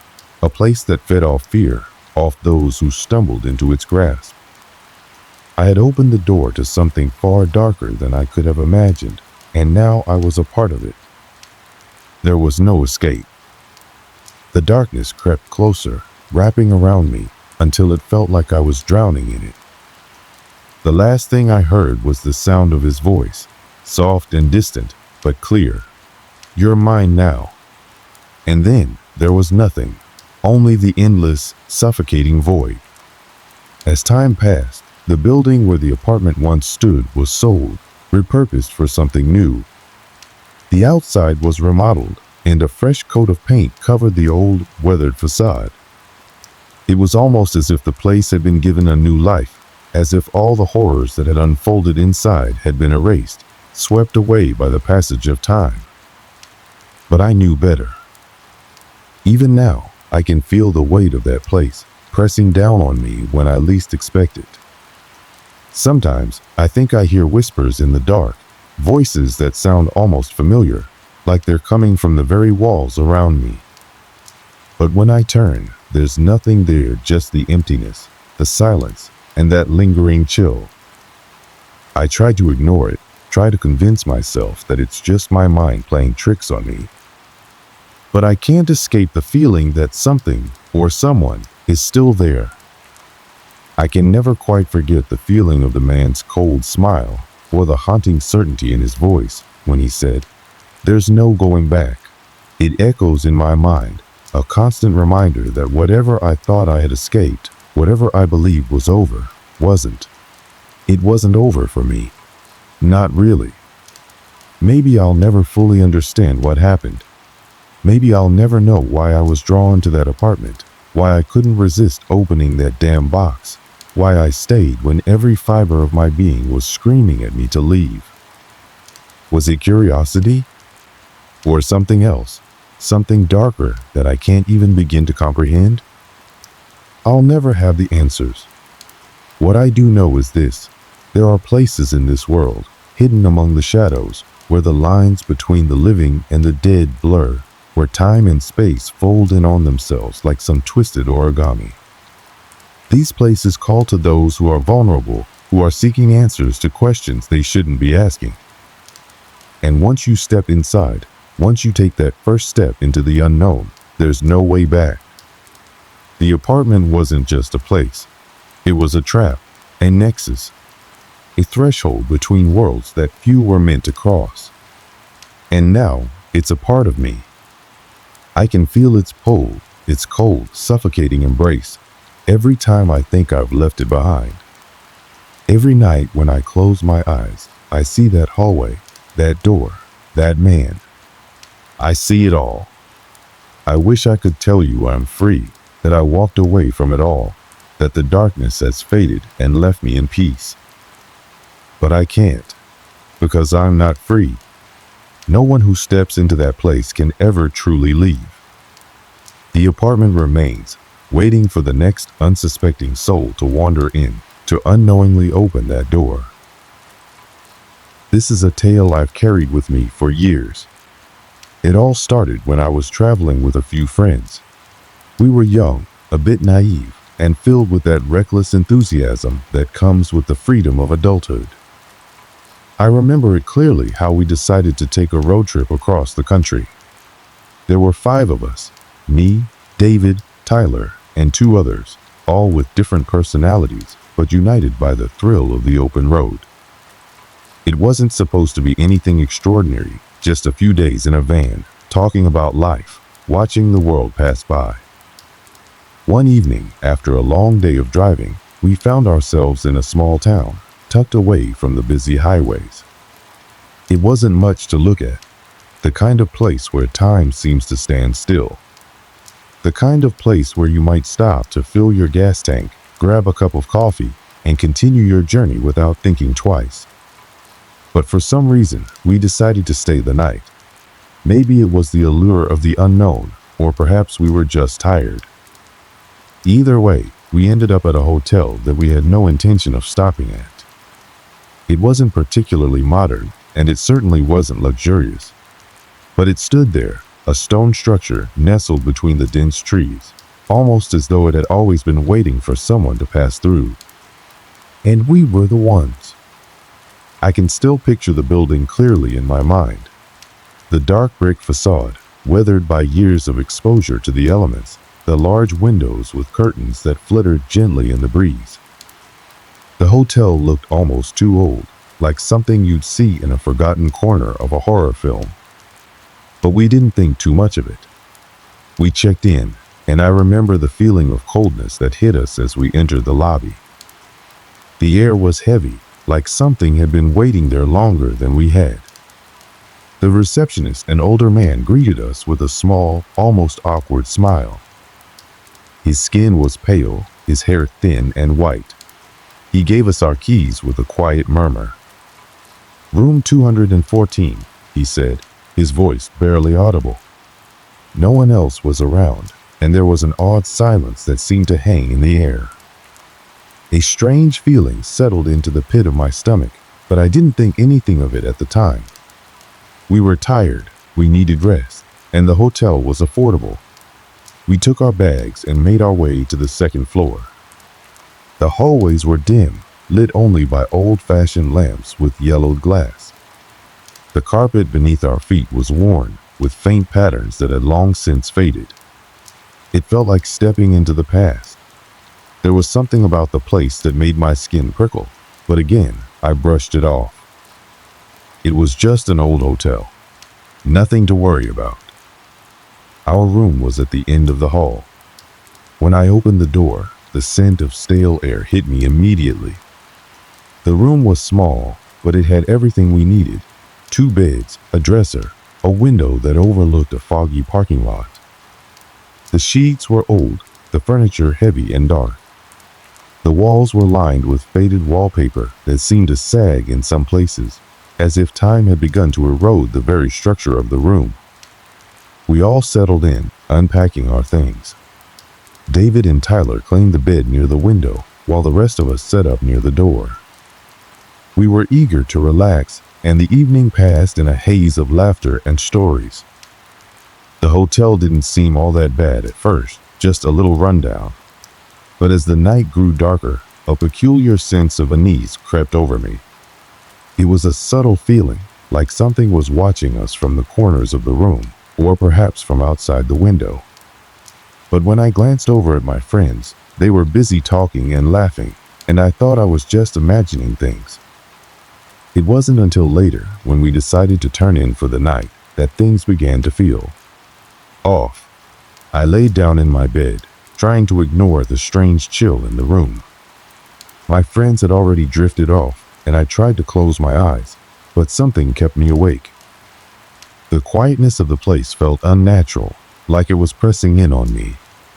There was no sound of traffic outside, no hum of distant voices. The silence was so thick, it felt suffocating. As I lay there, staring at the ceiling, I thought I heard a faint noise, footsteps, maybe? But when I turned to look, no one was there. The room was still. I eventually drifted off to sleep, though it wasn't a restful sleep. That night, I had vivid dreams of people I didn't know, faces that blurred together, their expressions vacant, their eyes hollow. I woke up more than once, my heart racing, but I couldn't place what had unsettled me. The next morning, we were all up early, eager to get back on the road. We left the hotel without much thought, and as we drove away, I glanced back at the building one last time. The windows were dark, but I could have sworn I saw a figure standing in the upstairs window. It was a fleeting moment, and I convinced myself it was just my imagination playing tricks on me. But what I didn't know then, what none of us knew, was that we had just become part of a much older story, one that would continue to haunt that hotel long after we were gone. It had been a few days since we left that small town behind us. Life on the road was what we had expected, nothing out of the ordinary. We had spent the next few days stopping at diners, pulling over for random roadside attractions, and exchanging stories about where we had been and where we were headed. The normal routine of travel was something we all relished. Yet, in the back of my mind, I couldn't shake the strange feeling that had lingered with me after we left the hotel. It was subtle at first, barely noticeable, but it was there, a gnawing sense that we had somehow left something behind. As the trip went on, I began to notice little things. Nothing that would seem alarming to anyone else, but when pieced together, they seemed to point towards something unsettling. Tyler, who had been the most eager to drive the whole trip, was acting differently. He had always been the jokester, the life of the group, but now he seemed distant, quiet, almost on edge. He would often look out the window for long periods without saying anything, his fingers tapping nervously on the steering wheel. At first, we assumed it was just fatigue. He was driving more than the rest of us, and the monotonous stretch of highway might have gotten to him. But it was more than that. It was as if something in him had changed since we left the hotel. We had been on the road for about 6 hours when it happened. We were traveling through a particularly remote part of the country, a stretch of highway that seemed to disappear into nowhere. The sun had just begun to set, casting long shadows across the road. The car was silent, the only sound being the steady hum of the engine and the occasional rustle of the wind. I glanced at my friends, trying to start a conversation to break the silence, but no one seemed to be in the mood to talk. I shifted in my seat, feeling a strange heaviness in the air. David, who had been sitting in the back seat, was the first to notice it. He pointed out the window with a confused look on his face. "Did you guys see that?" he asked, his voice tinged with disbelief.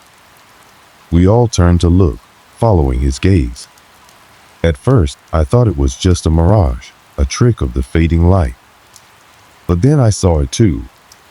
Out in the distance, standing just off the side of the highway, was a figure. A person, dressed in old-fashioned clothes, standing completely still. They were just standing there, staring at the road, not moving a muscle. My first thought was that it was a hitchhiker, but something about it didn't feel right. The person wasn't waving for help, wasn't trying to signal us in any way. They were simply standing there, as though frozen in time. I didn't say anything at first. I wasn't sure what to make of it.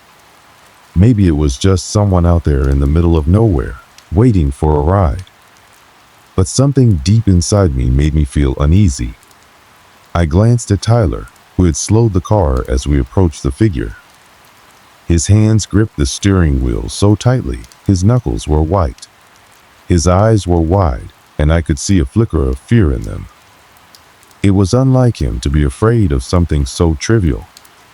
He was the one who had always made light of scary stories, who joked about ghost towns and legends.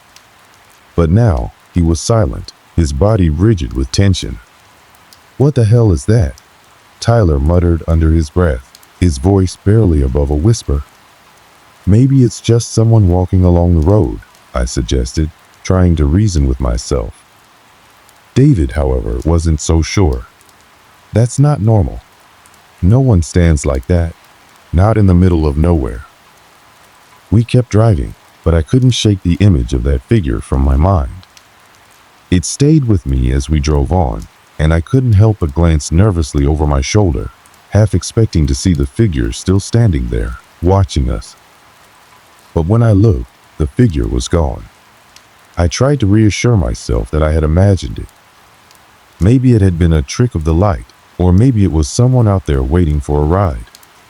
But I couldn't ignore the growing sense that something was off. That night, we stopped at a small rundown motel. It wasn't anything special, just a place to rest for the night before continuing on the next day. As we checked in, I felt that familiar unease creeping back in. The motel was eerily quiet, with no other guests in sight. The air smelled stale, and the fluorescent lights flickered above us. I could see that my friends were just as unsettled as I was, but no one said anything. We all just went to our rooms in silence, trying to ignore the discomfort that hung in the air. I tried to shake off the feeling as I unpacked my things. I went through the usual routine, taking a quick shower, brushing my teeth, getting ready for bed. But as I sat on the edge of the bed, I couldn't shake the thought of that figure from earlier. My mind kept replaying the image of them standing in the road, their face hidden in shadow, motionless. I wondered if it was a coincidence or if it meant something more. I tried to tell myself it was just my imagination, that I was tired, that the long drive had gotten to me. But deep down, I knew something wasn't right. That night, I barely slept. I kept waking up, my heart racing, the same thought running through my mind. What had I seen on that highway? And why had I felt so uneasy? The next morning, I woke up to find David standing at the window, staring out into the parking lot, his face pale.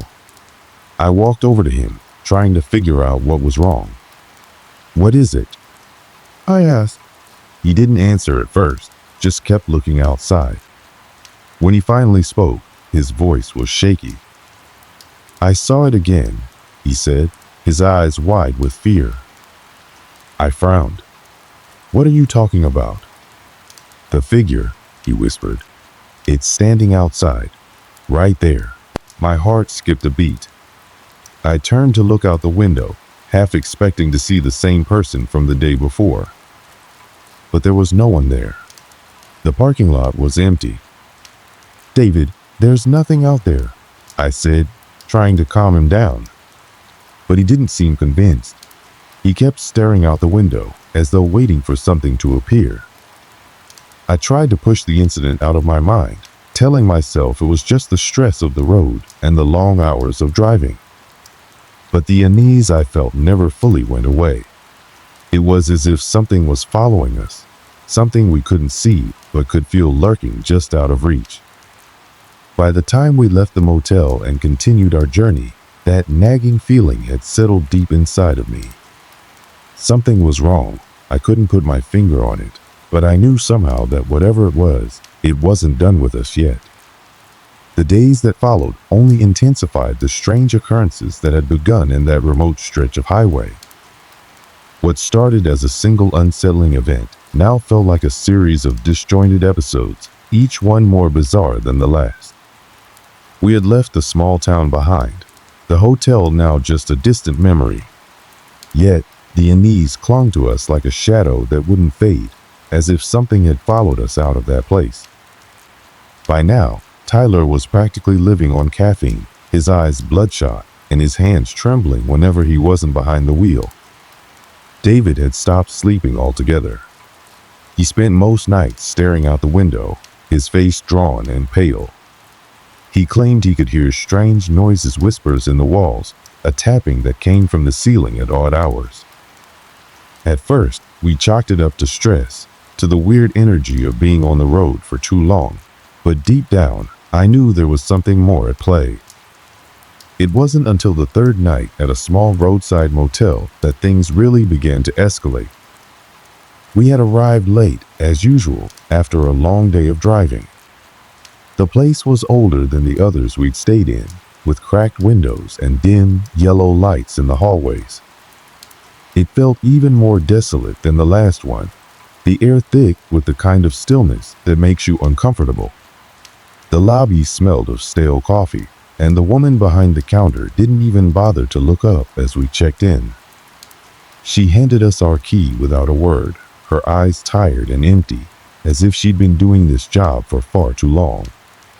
By this point, I was used to the unease that followed us from place to place. But that night, something felt different. As we walked down the hallway to our rooms, I noticed something strange. The light bulbs overhead flickered sporadically, casting long, distorted shadows on the walls. There was a hum, faint but constant, as if the building itself were alive in some eerie way. Tyler and David were ahead of me, their voices low as they joked, but I couldn't shake the feeling that someone was watching me from the dark corners of the hall. We got to our rooms, each one slightly different but equally unsettling. The beds were uncomfortably lumpy, the air stifling, as if the place hadn't seen a breath of fresh air in years. I tried to shake off the feeling, telling myself it was just exhaustion setting in. I took a quick shower, the water lukewarm, and went to bed, the sound of distant traffic the only thing breaking the silence. But it wasn't the outside world that disturbed me that night. It was what came from within the motel. Around 2 a.m, I woke up to the sound of scratching, slow, deliberate, like something was scraping against the door to my room. I held my breath, trying to listen closer, but the noise stopped just as suddenly as it started. My heart pounded in my chest. I wanted to get up, to investigate, but I couldn't move. The fear was paralyzing, my limbs heavy, like they didn't belong to me. I just lay there, staring at the ceiling, the room suffocating in its silence. When the noise didn't return, I convinced myself it was just my mind playing tricks on me. But when I got up in the morning, I noticed something strange. The doorframe where the scratches had been looked fresh, as if something had gouged at the wood recently. I called out to Tyler and David, but neither of them had heard anything during the night. They dismissed it with a laugh, as if I were imagining things, but the mark on the door was real, and it made my skin crawl. That day, we decided to drive a bit further into the countryside. I figured we needed a change of scenery, a different kind of distraction. But the further we drove, the more the strange occurrences seemed to follow us. The first sign was the car. It had been running fine for days, but on this particular morning, the engine began to sputter and cough as though it were on its last legs. We pulled over to check it, but there was nothing wrong. Tyler popped the hood, and everything looked fine. There was no explanation for this sudden glitch. We let it slide, attributing it to the heat or the rough roads. But as we continued our journey, other things began to happen, things that didn't make sense, things that seemed impossible to explain. David had been staring out the window when he suddenly shouted, "Did you see that?" His voice was full of panic, a sharp edge to it that none of us had ever heard before. We all turned to look, expecting to see some kind of animal or another car on the road, but there was nothing. Just the endless expanse of land, stretching out for miles in every direction. David was still gripping the armrest tightly, his knuckles white. "There was someone out there," he said, voice trembling. "A man, just standing there in the field, watching us." Tyler and I exchanged a glance, and for the first time since we left that town, I felt the hair on the back of my neck stand up. I couldn't understand why, but I felt as though David wasn't lying. He wasn't the kind of guy to make up stories, and he was clearly rattled. We slowed the car to a stop, but when we looked out, there was nothing, just the same empty landscape, the horizon stretching endlessly. I wanted to laugh it off, to tell David he was seeing things, but something in me said he wasn't wrong. We kept driving, but the tension in the car was palpable. No one spoke for miles. It was as if the weight of what we had experienced was too much to bear. And still, in the back of my mind, I kept hearing the sound of those scratches scratching against the door. The sound that had woken me up in the middle of the night.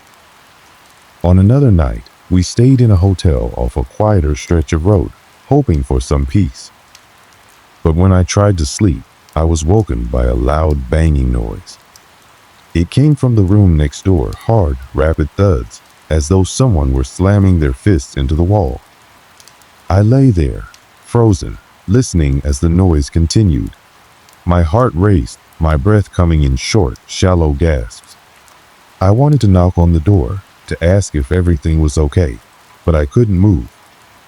And just when I thought I couldn't take it anymore, the banging stopped, and the silence was deafening. The next morning, when we checked out, I asked the hotel receptionist if there had been any complaints from the room next door. She looked at me strangely, then simply shook her head. "No one stayed in that room for weeks," she said, her voice flat. "Weeks?" My stomach twisted in knots. What had we heard? And who or what had been making those noises? The further we went, the more everything felt wrong. The tension was unbearable. The strange events were no longer just moments of discomfort, they were signs of something much darker, something we couldn't yet understand. Something that seemed to follow us, hunting us with every mile we traveled. But we weren't ready to face it yet. We pushed on, unwilling to turn back. All the while, the feeling of being watched grew stronger, the quiet whispers of dread only intensifying with each passing hour. The question lingered in the air between us. What was it we had encountered? And more importantly, what was waiting for us next?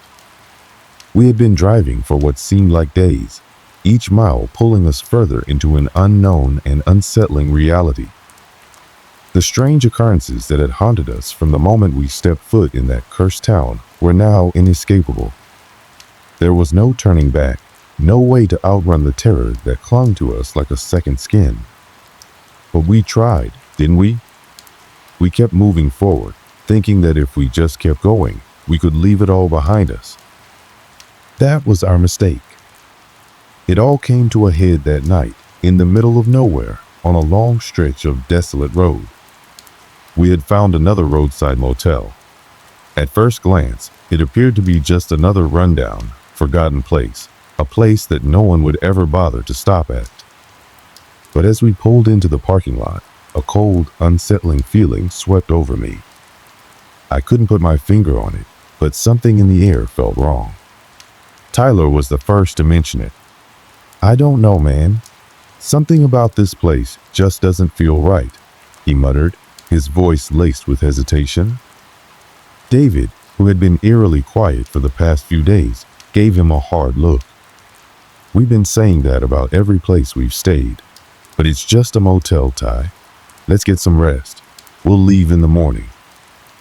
But I couldn't shake the feeling. It was as if the air itself was holding its breath, waiting for something to happen. I had been on edge for days, but tonight the tension was unbearable. The building loomed before us, its windows dark and empty, like hollow eyes watching us from the shadows. Even the parking lot seemed different, too still, too quiet. I couldn't hear a single car, a single voice, not even the usual hum of a distant highway. It was like the whole world had stopped, just for us. Against my better judgment, we checked in. The motel clerk, an older man with a weathered face, handed us our keys without a word. His eyes seemed too vacant, as if he'd seen too many things he couldn't forget. His gaze lingered just a moment longer than it should have, but then he turned away, retreating into the back office. We were alone. The room was small, dimly lit, and smelled faintly of mildew. As usual, the bed was worn, the sheets stiff and uninviting. But it wasn't the room that disturbed me, it was the sense of being watched. No matter where I went, no matter what I did, the sensation never left. It crawled under my skin like an itch I couldn't scratch, building slowly until it consumed me. Tyler was the first to try to get some sleep. He crashed onto the bed, his exhaustion evident in the way he flopped down with a sigh of relief. But as I lay there, staring up at the ceiling, my mind kept returning to one thought. We weren't alone. It started with a soft knock at the door. I sat up straight, my pulse quickening. A knock, then silence. At first, I thought it might have been a mistake. Maybe someone had knocked on the wrong door. But then the knocking came again, louder this time. 3 knocks. I glanced over at Tyler, who hadn't moved. I couldn't tell if he had heard it or if he was too exhausted to care. I got up, my legs shaky as I approached the door. My hand hovered over the knob, but I couldn't bring myself to turn it. The knocking continued, like someone was waiting for me to answer. My breath was shallow, and my heart raced as I slowly turned the handle. But when I opened the door, there was nothing there, nothing but the empty, desolate parking lot. I stepped outside, looking around. No one, no cars, no people, just the same empty silence. What the hell? I thought. Was I losing my mind? I shut the door behind me, the sound of the click echoing in the stillness. But then I heard it again, a soft tapping on the window coming from the other side of the room. Slowly, I turned around, and there it was, a figure pale and shadowy pressed up against the glass. Its face was barely visible, just a blur of white, with dark eyes staring back at me. I froze, unable to move, unable to breathe. The figure didn't blink. It didn't move. It just stared. My hands trembled as I backed away from the window. I turned to Tyler, but when I opened my mouth to speak, no words came out. My throat had gone dry, my chest tight. What the hell was that? Tyler, sensing my panic, slowly stood up, rubbing his eyes. What's going on? What's wrong? I pointed to the window, but when Tyler looked, the figure was gone. The window was empty, just a reflection of the dark, vacant parking lot. No, I whispered, my voice hoarse. I saw something. There was someone right there. Tyler stared at me for a long moment, his expression unreadable. Are you sure you didn't just imagine it? Maybe it's just the exhaustion getting to you. But I knew. I knew what I had seen. And as we both stood there, the air grew thicker, heavier. My pulse raced, and I felt a cold sweat forming on my skin. That's when the lights flickered. The bulbs overhead blinked out one by one, leaving us in total darkness. The only sound was the rapid thud of our hearts in the silence. David, who had been unusually quiet up until this point, suddenly sat up in his bed. His face was pale, his eyes wide with fear. "Do you hear that?" he asked, his voice barely a whisper. We strained our ears, but at first we heard nothing. Then, faintly so faint it was almost imperceptible, came the sound. A scratching, like fingernails on wood. Slow, methodical, growing louder. I bolted to my feet, panic rising in my chest. No, this is crazy. It's not real. But even as I said the words, the scratching continued, louder now, closer, as if something or someone was trapped inside the very walls of the room. We backed away, fear consuming us.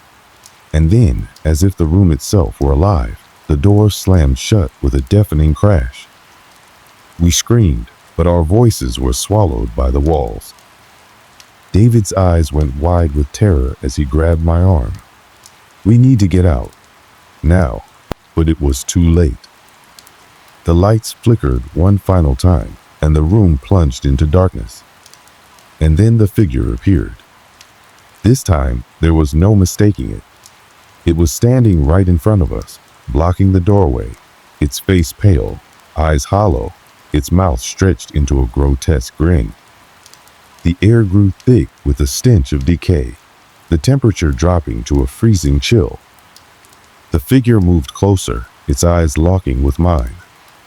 I felt my heart stop in my chest, my limbs frozen in terror. There was no escape, no way to run.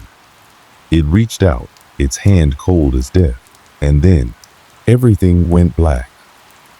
When I woke up, I was no longer in the motel room. I was lying on a cold, damp floor, my head throbbing like someone had used it as a drum. I blinked, trying to make sense of where I was. For a long moment, everything was blurry, like I was looking through a fogged-up window. My body felt stiff, as if I had been unconscious for a long time. My chest tightened as I tried to sit up, but something was holding me down. The air around me smelled of must and mildew, but it was different from the stale, suffocating scent of the room we had been in. There was an eerie stillness in the air, too quiet, like the world was holding its breath. I pushed myself up, my legs shaky, and surveyed the room I was in. It was small, narrow, with concrete walls that seemed to close in on me. The floor beneath me was damp and cold, and there was no sign of Tyler or David. Panic surged through me as I scrambled to my feet. Where were they? What had happened? Was I dreaming? No, this felt real, too real. I tried to call out to them, but my voice caught in my throat. It was as if the air itself was choking me, squeezing the words out of me before I could form them. My heartbeat raced, and I staggered toward the door, my hand trembling as I gripped the cold metal handle. The door opened with a loud creak, and I was met with a long, dimly lit hallway. The walls seemed to pulse with a life of their own, the darkness swallowing everything it touched. As I stepped forward, the sound of my footsteps echoed off the walls, amplifying the silence around me. There was no sign of life, no people, no sounds, just an unsettling emptiness. "Tyler? David?" I called again, but my voice barely made a sound. I wasn't sure if I was speaking aloud or just thinking it. The place felt like it was closing in around me, suffocating me with its oppressive presence. I moved forward, each step feeling heavier than the last, until I reached the end of the hall. A door at the far end caught my attention. It was cracked open, a sliver of light shining through the gap. Without thinking, I pushed the door open and stepped inside. The room was unlike any I had seen in the motel. It was small, dimly lit, and furnished with nothing but a single rusted metal chair. But what made my heart drop into my stomach was the figure standing in the corner of the room. It was motionless, staring at the wall as if waiting for something. The figure was dressed in tattered clothes, and its skin was pale and ashen, almost translucent. It looked like it had been there for years, its features twisted and decayed, as though it had been trapped in time. I froze, my breath catching in my throat. There was something deeply wrong with this place, something that went beyond the walls and the motel. This wasn't just a haunted room or a strange town. It felt like a place that had never been meant to exist in the first place. But as I stood there, unable to move, I heard a faint voice.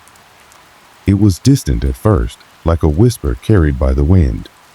Then it grew louder, clearer, and I realized it was coming from the figure. "Leave, before it's too late." The figure croaked, its voice rasping like dry leaves being blown across the floor. I recoiled, stumbling backward. The air seemed to thicken, and the temperature dropped even further, making my breath visible in front of me. It was as if the room itself was alive, as if it had a will of its own, a will that wanted me to leave, wanted me to understand something, but I couldn't figure out what. Who are you?" I managed to ask, my voice barely more than a whisper. The figure didn't respond. Instead, it turned its head slowly, its eyes wide and vacant, devoid of any life. The look in its eyes was enough to freeze me to the spot. It wasn't just fear that gripped me, it was despair. The kind of despair that gnawed at the edges of your soul, making you feel like you'd never escape. I turned away, my legs weak beneath me, and stumbled back into the hallway.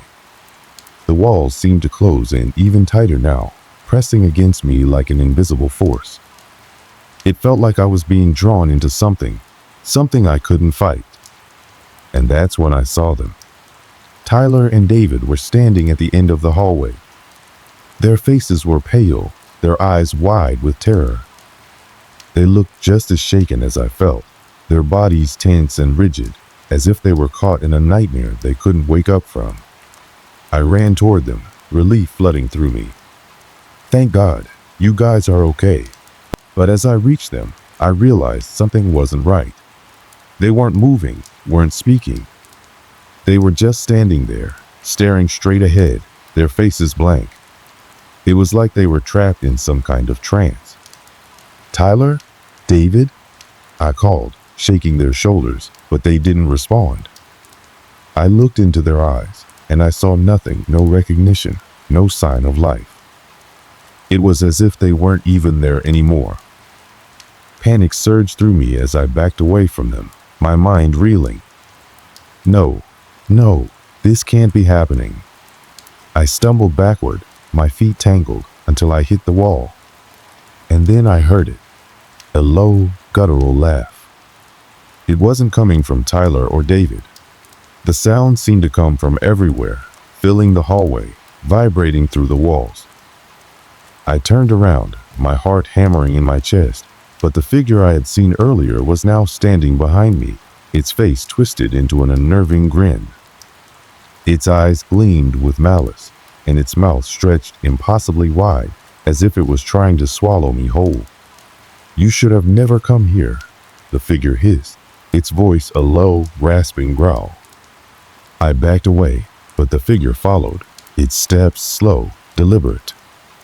It moved with an unnatural fluidity, like it was being pulled by some unseen force. My skin crawled as it drew closer, its stench filling the air. The last thing I saw before I turned to run was its hand reaching out toward me, its fingers long and bony, its nails sharp as knives. I ran like I had never run before, with all the fear, all the terror that had been building inside me now pouring out with every step. I didn't look back. I couldn't. When I finally made it to the door, I yanked it open and bolted outside into the cold night air. The sky above me was dark, empty, and silent, but I didn't feel the weight of the shadows anymore. The world felt distant, unreachable. I couldn't tell if I had escaped or if this was just another layer of the nightmare. I ran until my legs gave out, until I couldn't hear the laughter anymore, until the shadows finally receded, leaving only the emptiness behind. But even as I stumbled into the unknown, I couldn't shake the feeling that it wasn't over. That place, that motel, was never meant to be forgotten. And whatever had been waiting for us there wasn't finished with us yet. The days after leaving that place are blurry, like memories shrouded in fog. I couldn't make sense of what happened, nor could I shake the feeling that it was still following me, lurking just beyond the veil of my consciousness. I thought I was free. I thought I had outrun whatever it was that had a hold on me, but the truth was much more complicated. The unease never really left. It settled in the corners of my mind like a shadow that wouldn't dissipate, growing darker the longer I ignored it. I spent the first few days back home trying to convince myself it had been a nightmare, that it was all just some horrible, twisted hallucination brought on by exhaustion or stress. The motel, the figures, the strange, choking silence, it had to be some manifestation of my mind, working overtime to create a nightmare where none existed. But then I started noticing things. Small things. Little inconsistencies in my life that I couldn't quite explain. One night, after returning home from work, I found my keys in a place I hadn't left them. They were on the kitchen counter, right next to the unopened mail. I had no memory of putting them there. The same night, my phone buzzed on the couch next to me. It was an unknown number, one I didn't recognize. When I answered, all I heard was a low, distorted hum on the other end, like the sound of static mixed with a faint whisper that I couldn't quite understand. I hung up, shaking, my mind racing. It was probably a wrong number, I told myself, but deep down, I knew that wasn't it. The next few days were no better. I woke up in the middle of the night, the feeling of cold, damp air surrounding me, as if I were still trapped in that room at the motel. I tried to turn on the lights, but they wouldn't come on, and I would feel that same suffocating presence in the air, the one that had hovered over me in that dark hallway, watching, waiting. And then there was the recurring dream. It wasn't like the vivid nightmares I'd had when I was younger, the ones you could wake from with a quick jolt. No, this was different. This dream was real, too real. Every time I closed my eyes, I was back in that motel, walking down the narrow hallway, feeling the weight of the darkness pressing against me. The figures, those hollow-eyed shadows, would always be there, standing motionless, their eyes boring into mine, their lips twisted in that same malicious grin. Sometimes I would see Tyler and David in my dreams, but their faces were blank, lifeless, like they were no longer human, like something had consumed them, leaving only empty vessels behind. I could feel the fear again, so vivid that I could taste it. The tightness in my chest, the panic rising in my throat, the sense that something was out there, waiting to claim me too. I'd wake up with my heart racing, drenched in sweat, certain that the nightmare wasn't over. It had only just begun. I tried to go to the police. I thought maybe they could help. Maybe they could investigate the motel and find out what had happened to us. But when I went to report it, the officers gave me a strange look, like I was the one who was crazy. They said there had been no motel on that road, not for years, and no one had ever reported anything unusual. They brushed it off, telling me that it was just a bad experience, one I needed to move on from. But how could I? It wasn't just in my mind. It wasn't just some bad dream.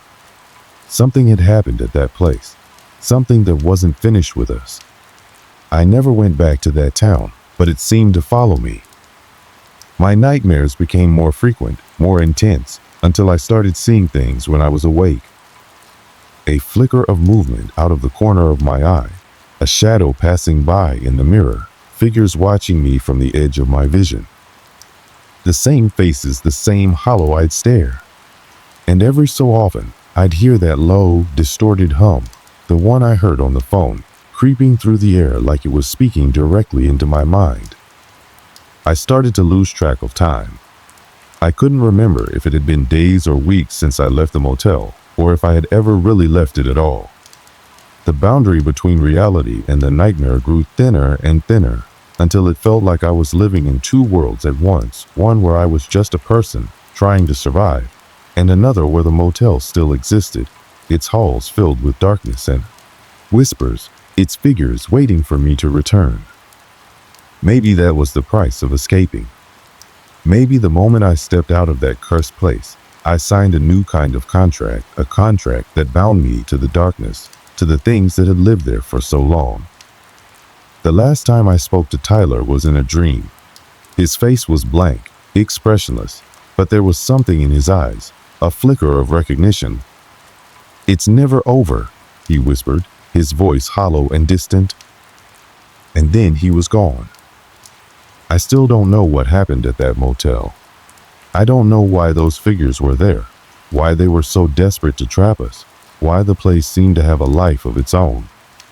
Maybe it was a place caught between the living and the dead, a place where reality had become twisted, bent out of shape. Or maybe it was something worse, something that we couldn't even begin to understand. I don't think about it much anymore, not when the days are long and the nights are quiet.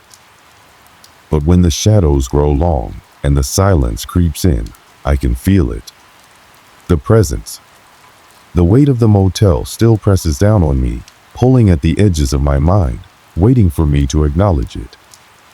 And maybe one day, when the time is right, it will come for me again. But until then, I'll keep my distance. I'll keep my lights on.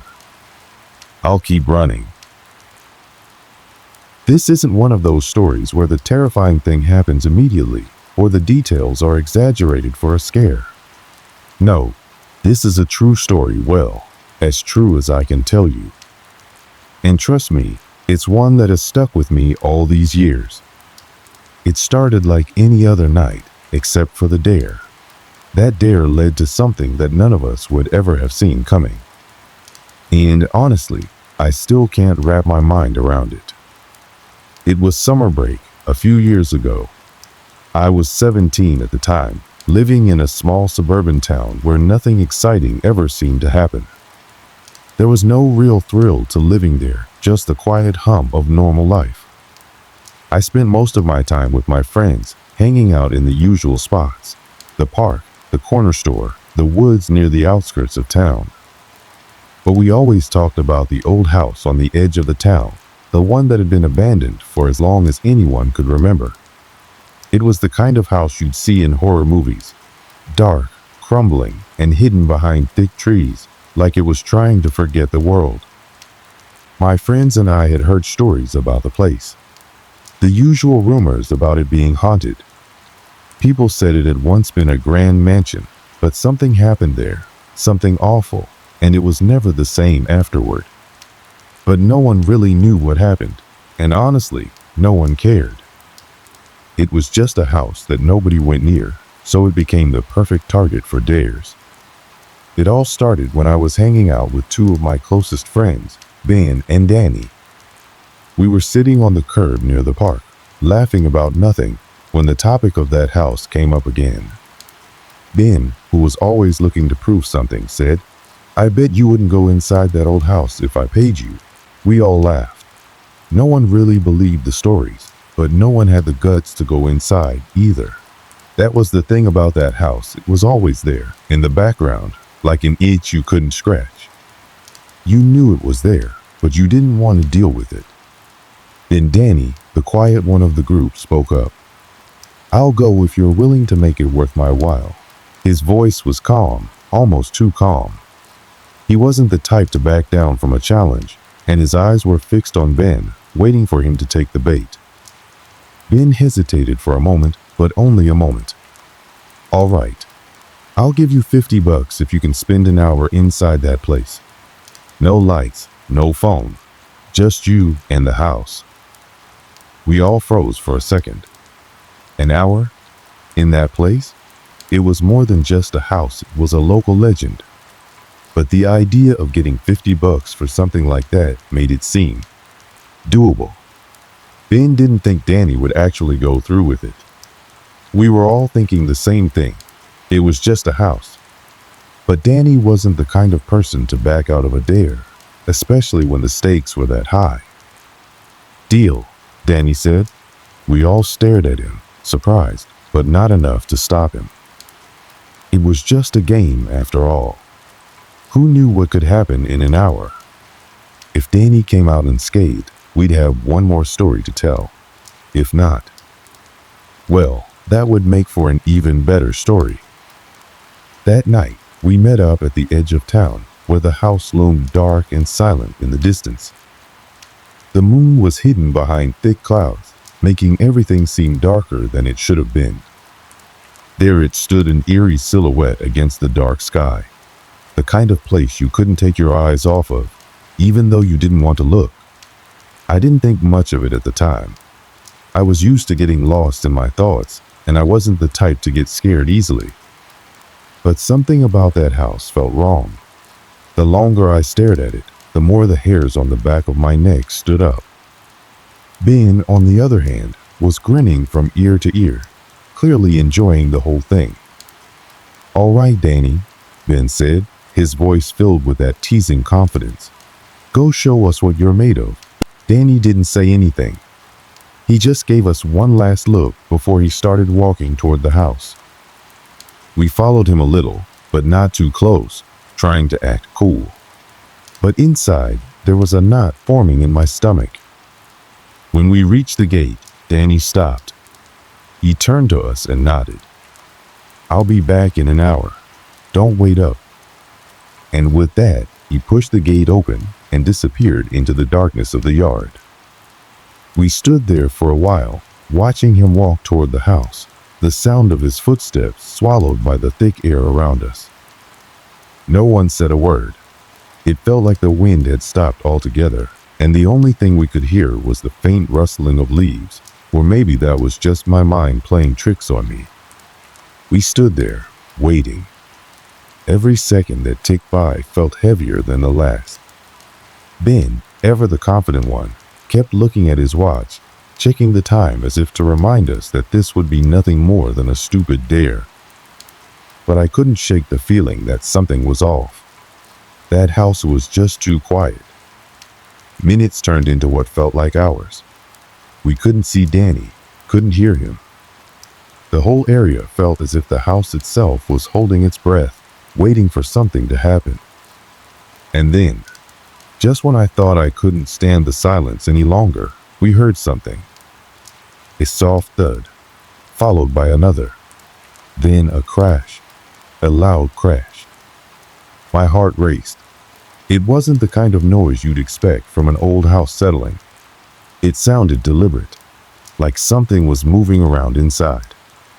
"That's it," I said, voice shaky. "I'm going in."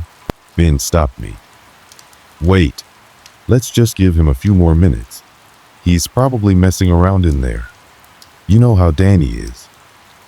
But the doubt in my mind had already taken root. Something was wrong. Ben could joke all he wanted, but I couldn't ignore the unease gnawing at me. I didn't know what it was, but I had a bad feeling about this whole thing.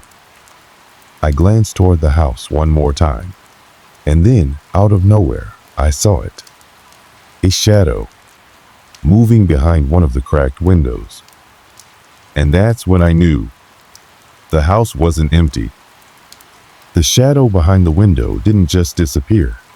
It lingered there for a few moments, stretching unnaturally as if it was studying us from within the house. I tried to rationalize it. Maybe it was just the way the trees swayed in the wind, casting weird reflections across the glass. Maybe it was a trick of the light. But as I watched, the shadow moved again, this time deliberately, as though it was aware we were watching. I froze. My heart hammered in my chest, each beat growing louder in my ears. It was one of those moments where everything in the world seems to go quiet, and all your focus narrows to just one thing. The shadow. The way it seemed to watch us, waiting, I glanced at Ben, but his usual smug grin had disappeared. He stood a few feet away, his eyes locked on the house, his posture tense. Danny had only been inside for maybe 10 minutes, but something about this felt wrong. Ben opened his mouth to say something, but before he could, we heard another sound this time, a faint scraping noise from inside the house, like nails dragging across the floor, the kind of sound that sent a cold shiver down your spine. It was unsettling in a way I can't quite describe, almost like it didn't belong in the world of normal things. "What the hell was that?" I whispered, my voice barely audible. Ben didn't answer at first. He just stared at the house, squinting as though he was trying to make sense of it. Then finally he spoke. "It's probably just some animal, raccoons or something. They get into places like that all the time." I didn't buy it. The noise wasn't random. It wasn't the scurrying of small feet. It wasn't a bump or a creak. It was deliberate. It was human, or something that wanted to sound human. And that's what chilled me the most. Ben's voice, once full of bravado, faltered slightly. "Maybe we should go check on Danny." We began walking slowly toward the house, but I noticed something strange as we moved closer. The further we got, the quieter everything seemed to become. The crickets that had been chirping before were now dead silent. The rustling of the wind had stopped entirely. It was as if the world itself had pressed pause. The only sound was our footsteps, crunching on the gravel path leading up to the front porch. We stopped at the foot of the stairs, looking up at the door. It was a large, imposing thing, half-rotted and hanging off its hinges like it had been waiting for us. The house seemed to be holding its breath, its decrepit walls staring back at us. I was about to speak when the door creaked open. It wasn't sudden. There was no dramatic slamming, no violent gust of wind. The door just opened, slowly. The creaking sound echoed in the stillness, drawing my eyes to the dark interior of the house. The dark, empty interior. "That wasn't Danny," I muttered, my voice thick with unease. I could feel the weight of something unseen pressing in around us. The air felt heavier here, more suffocating. Ben didn't seem as rattled as I was, but I could see the tension in his shoulders. He was trying to keep it together. "It's fine. He's probably messing around inside. You know how Danny is. He likes to freak us out." But I wasn't convinced. I wanted to call out for Danny, to ask if he was okay, but something stopped me. Maybe it was the silence, the eerie quiet that had settled in. Maybe it was the house itself, pulling at something inside me, making me want to keep my voice down. I didn't know, but every instinct I had told me to stay silent, to just wait and see what happened next. I took a slow step forward, the others following close behind. We were now standing at the foot of the front porch, looking into the abyss of the house. The darkened hallway stretched out before us like a tunnel, its depths hidden in shadow. And then, something moved. Not inside the house, but on the porch. Something small and dark darted across the floor, just out of the corner of my eye. I turned quickly, trying to catch a glimpse of whatever it was. But when I looked, there was nothing. Ben stepped forward, his hand reaching for the door. "All right, that's enough. I'm going in." Before I could stop him, the door slammed shut. It happened so fast, I didn't even have time to react. 1 second, Ben was reaching for the door, and the next, it was violently closing, the heavy thud echoing through the night. The sound of it slamming was enough to make my heart skip a beat. I staggered back, my pulse racing as I looked at the others, my mind scrambling to make sense of what had just happened. "What the hell?" I muttered, my voice trembling. "Did you see that? Did you see what just happened?" Danny still hadn't come out. We couldn't see him from where we were standing, and now the door was shut tight. The silence was suffocating. I don't know how long we stood there, just staring at the darkened house, but it felt like an eternity. Ben, though, was still trying to play it cool. He reached for the door handle again, this time more cautiously. "We'll just go inside and get him. He's probably messing around, trying to scare us." But the door didn't budge. No matter how hard Ben pulled, it wouldn't open. He tried pushing. Nothing. It was like the house was holding the door shut, as though it didn't want us to enter. That's not possible," Ben muttered under his breath. "It was open just a second ago." I felt a chill creep down my spine as the air around us seemed to grow colder. I could feel it now, the weight of the house pressing in on us, suffocating us, telling us we weren't welcome. "What should we do?" Danny's other friend, Tom, finally asked. His voice was unsteady, like he was starting to realize just how serious this was. I didn't know what to say. I wanted to scream for Danny, but my voice caught in my throat. I wanted to get out of there, but something about that door, the way it had slammed shut on its own, kept me rooted to the spot. There was something wrong, something beyond the ordinary, and I couldn't shake the feeling that we had just crossed a line. Ben glanced back at us, his face pale. "Let's go around the back. We'll check another way in." We all nodded, though none of us looked at each other. The air felt heavy, as if something was watching us, waiting for us to make the next move. As we walked around the side of the house, I couldn't shake the feeling that we were being followed. I don't know how to explain it.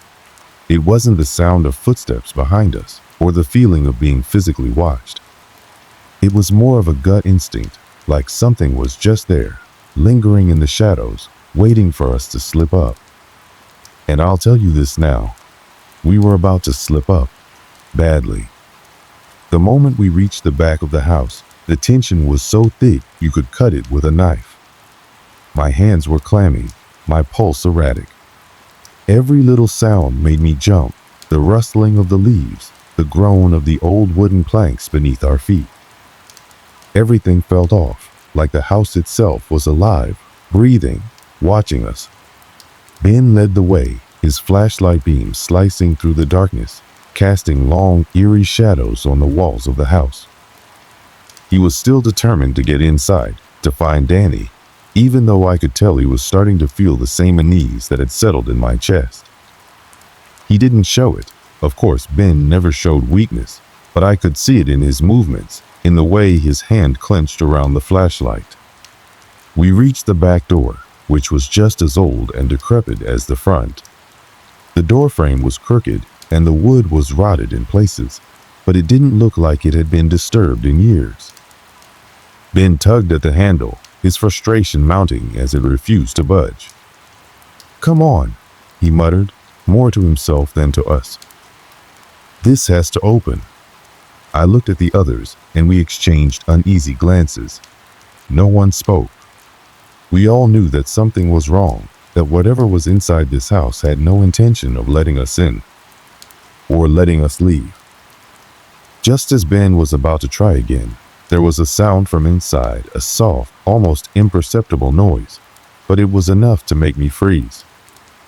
It was faint at first, like a door creaking open slowly, but then it turned into something worse.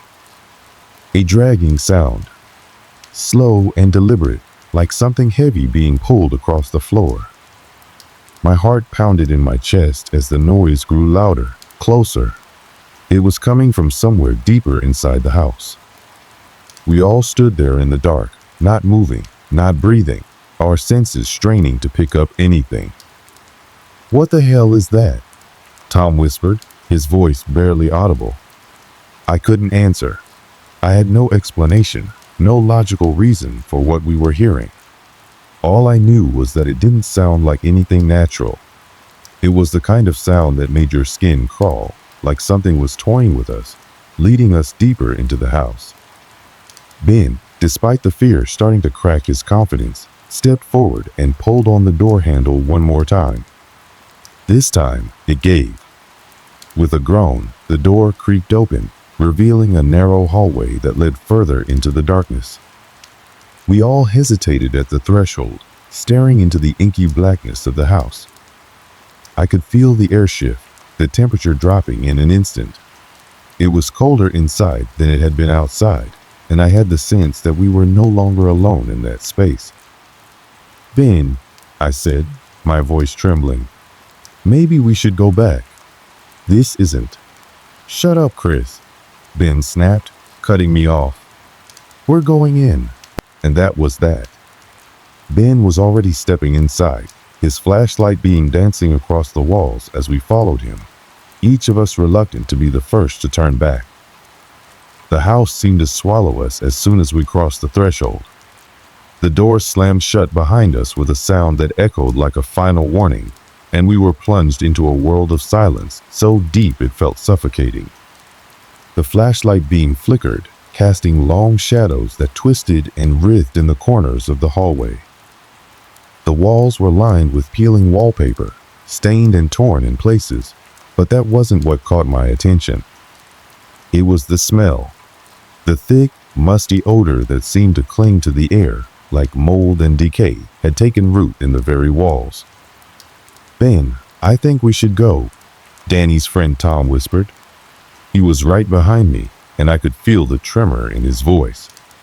"Shut up," Ben repeated, but his tone was less certain now. Even he couldn't ignore the palpable tension hanging in the air. "We're looking for Danny. Just stay close." We walked down the hallway, the floor creaking under our weight, the air heavy with the kind of silence that presses in on you.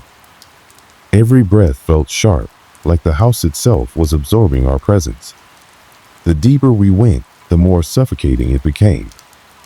The walls seemed to close in, the darkness thickening with every step. As we moved through the hallway, the strange dragging sound came again, but this time it was louder, closer. It was unmistakable now, a slow, rhythmic scraping, like something or someone was dragging itself across the floor. "That's it," I said, my voice tight. "I'm not doing this anymore. We need to leave now." Ben shot me a look, but he didn't argue. I could see it in his eyes, the doubt, the creeping fear. He could feel it too, but he didn't want to admit it. Not in front of us. We reached a door at the end of the hallway. It was half open, and I could hear something moving behind it, something large and heavy. My stomach churned as we stood there, the sound of breathing slow and labored coming from the other side. It wasn't Danny. The moment we stepped closer, the door swung open on its own. A blast of cold air rushed past us, and I felt a shiver race down my spine. The room beyond was pitch black, the walls barely visible through the flashlight's beam. Then we heard it, a voice, low and rasping.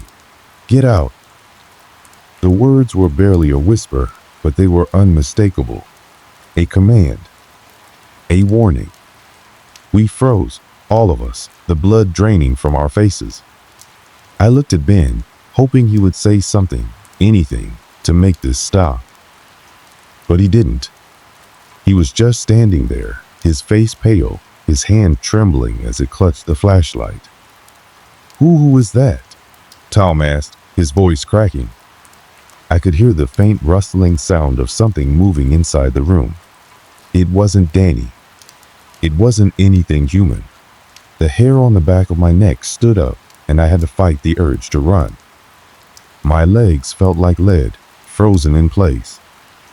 "Ben," I began, but the words caught in my throat as the air grew colder still. The scraping noise grew louder, coming from inside the room. It was a sound I'll never forget, the sound of nails dragging across the floor, slow and deliberate, like something or someone was coming toward us, just beyond the beam of the flashlight. I could feel the presence in that room, heavy and suffocating, like it was waiting for us to make a move. My breath caught in my throat as I looked at the others. We were all frozen, paralyzed by the unnatural stillness that had taken over the house. "Get out," the voice rasped again, louder this time, coming from all directions. You're not wanted here." The flashlight trembled in Ben's hand as the cold, unnerving voice echoed again from the darkness. "Get out." This time, it wasn't just a whisper, it was an order, like the house itself was alive, commanding us to leave. I could feel the tension in the air, thick as tar, suffocating us, weighing us down. I had to resist the impulse to bolt. My body was screaming at me to run, but my feet wouldn't move. We were all stuck in that hallway, paralyzed, as though the very walls of the house were pressing in on us, trapping us in a moment of pure terror. The silence that followed felt heavier than ever, and the air seemed to grow colder, the temperature dropping so fast it almost hurt to breathe. "Ben, we need to go," Tom whispered, his voice shaky. He had backed away a few steps, his face pale, eyes wide with fear. "This isn't just a joke anymore. There's something in there." I glanced at Ben, hoping he'd say something that would break the tension. But he didn't. His eyes were locked on the dark room ahead, and I could see the fear creeping up in him now too, despite his earlier bravado. He swallowed hard, his hand tightening around the flashlight. The dragging sound started again, slow and deliberate, growing louder with each passing second. The tension in the room escalated, a palpable force that wrapped around us, tightening with every heartbeat. It was clear now that whatever was making that sound wasn't trying to be subtle anymore. It was coming closer, and it wasn't human. I felt a chill that wasn't just from the cold air. It was deeper, a bone-deep sense of dread. Whatever was behind that door had been waiting for us, and now it was moving. I couldn't stand it anymore. I took a step back, my body moving before my brain could process the thought. "Ben, let's go. This isn't worth it. Danny's not here. We need to get out of this house." But Ben didn't move. His eyes were glued to the doorway. His breathing had become shallow, rapid, and I could see his knuckles turning white as he gripped the flashlight harder. I could hear his heart pounding in his chest, and for a second, it almost felt like the house itself was beating with us. Like it was alive, listening, waiting. "Ben," I said, my voice barely above a whisper. "This is insane." For a split second, I thought he might turn around, that he might listen to reason. But then the dragging sound stopped. And in that silence, something shifted. I don't know what triggered it, whether it was the air growing even colder or the strange, overwhelming sense of dread that filled every inch of the house, but something snapped in Ben. Without another word, he stepped forward, crossing the threshold into the dark room. The beam of his flashlight cut through the blackness, but it barely illuminated anything beyond the immediate vicinity. The shadows seemed to swallow the light, as though the darkness itself was alive. "Ben, no!"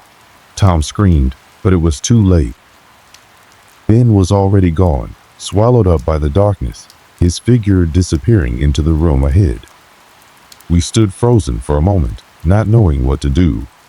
My body was still shaking, my heart hammering in my chest, but I couldn't move. I couldn't look away from the place where Ben had just been. It felt like a nightmare, like I was stuck in a bad dream, unable to wake up, unable to escape. Then came the sound. A loud, sickening thud, followed by a horrible, high-pitched scream that made my blood run cold. It was Ben. I didn't hesitate this time. My body acted on instinct, running toward the room, heart racing in my chest, adrenaline pumping through my veins. I barely heard Tom shouting behind me, his voice drowned out by the panic that had overtaken me. I couldn't think. I couldn't reason. I just had to get to Ben. When I reached the door, I flung it open, my breath catching in my throat as I stepped into the room. The beam of the flashlight flickered wildly, casting long, grotesque shadows across the walls. But what I saw in that room wasn't what I expected. It wasn't just a room, it was a void. The walls seemed to stretch endlessly into darkness, and the air was thick with an oppressive heaviness that made it hard to breathe. It was as if the space was expanding, folding in on itself, like it wasn't meant to exist in this world. I couldn't make sense of it. Nothing about that room made sense. Ben was there, lying on the floor, his body contorted at an unnatural angle. His eyes were wide, filled with terror, and his mouth was frozen in a silent scream. But it wasn't him anymore. His skin was pale, his body limp. The light from the flashlight danced across his face, revealing something that shouldn't have been there, something that couldn't be real. Ben's eyes, his pupils were completely black. No white, just solid black, like the void itself had taken over him. I stumbled back, my body trembling violently. I could feel the blood drain from my face, the horror settling deep in my bones. This wasn't real. This couldn't be real. I was dreaming. I had to be dreaming. But the sharp, cold reality of what I was seeing ripped me out of any semblance of reason. The sound of dragging came again, closer this time, but it wasn't Ben moving. No, this time it was something else, something far worse. The scraping noise echoed through the room, and I spun around, flashlight flickering. What I saw then froze me in place. From the far corner of the room, a figure emerged. It was tall, far taller than any person I had ever seen, and its form was twisted, disjointed, like it didn't belong in this world. Its body was covered in dark, greasy hair, and its face was featureless, save for a gaping mouth that stretched impossibly wide, revealing rows of jagged, sharp teeth. And in its eyes, there was nothing but void. Black, endless, consuming. I couldn't breathe. I couldn't think. My body refused to move, as though the sheer terror of what I was seeing had paralyzed me. It reached out, its long, twisted fingers extending toward me, the nails scraping against the floor like claws. And then, in an instant, it was right in front of me, its breath cold against my skin, its presence overwhelming. I could feel its eyes on me, though I couldn't see them, and I felt a pull, a magnetic force drawing me closer. I wanted to scream, but the words caught in my throat. In that moment, everything went silent. The world around me seemed to stop moving, as though time itself had come to a standstill.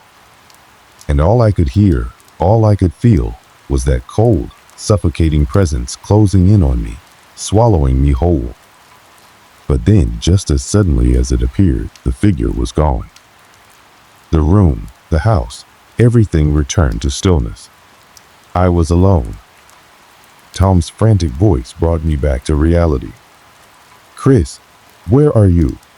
He sounded close, but in my disoriented state, I had no idea which way I was facing.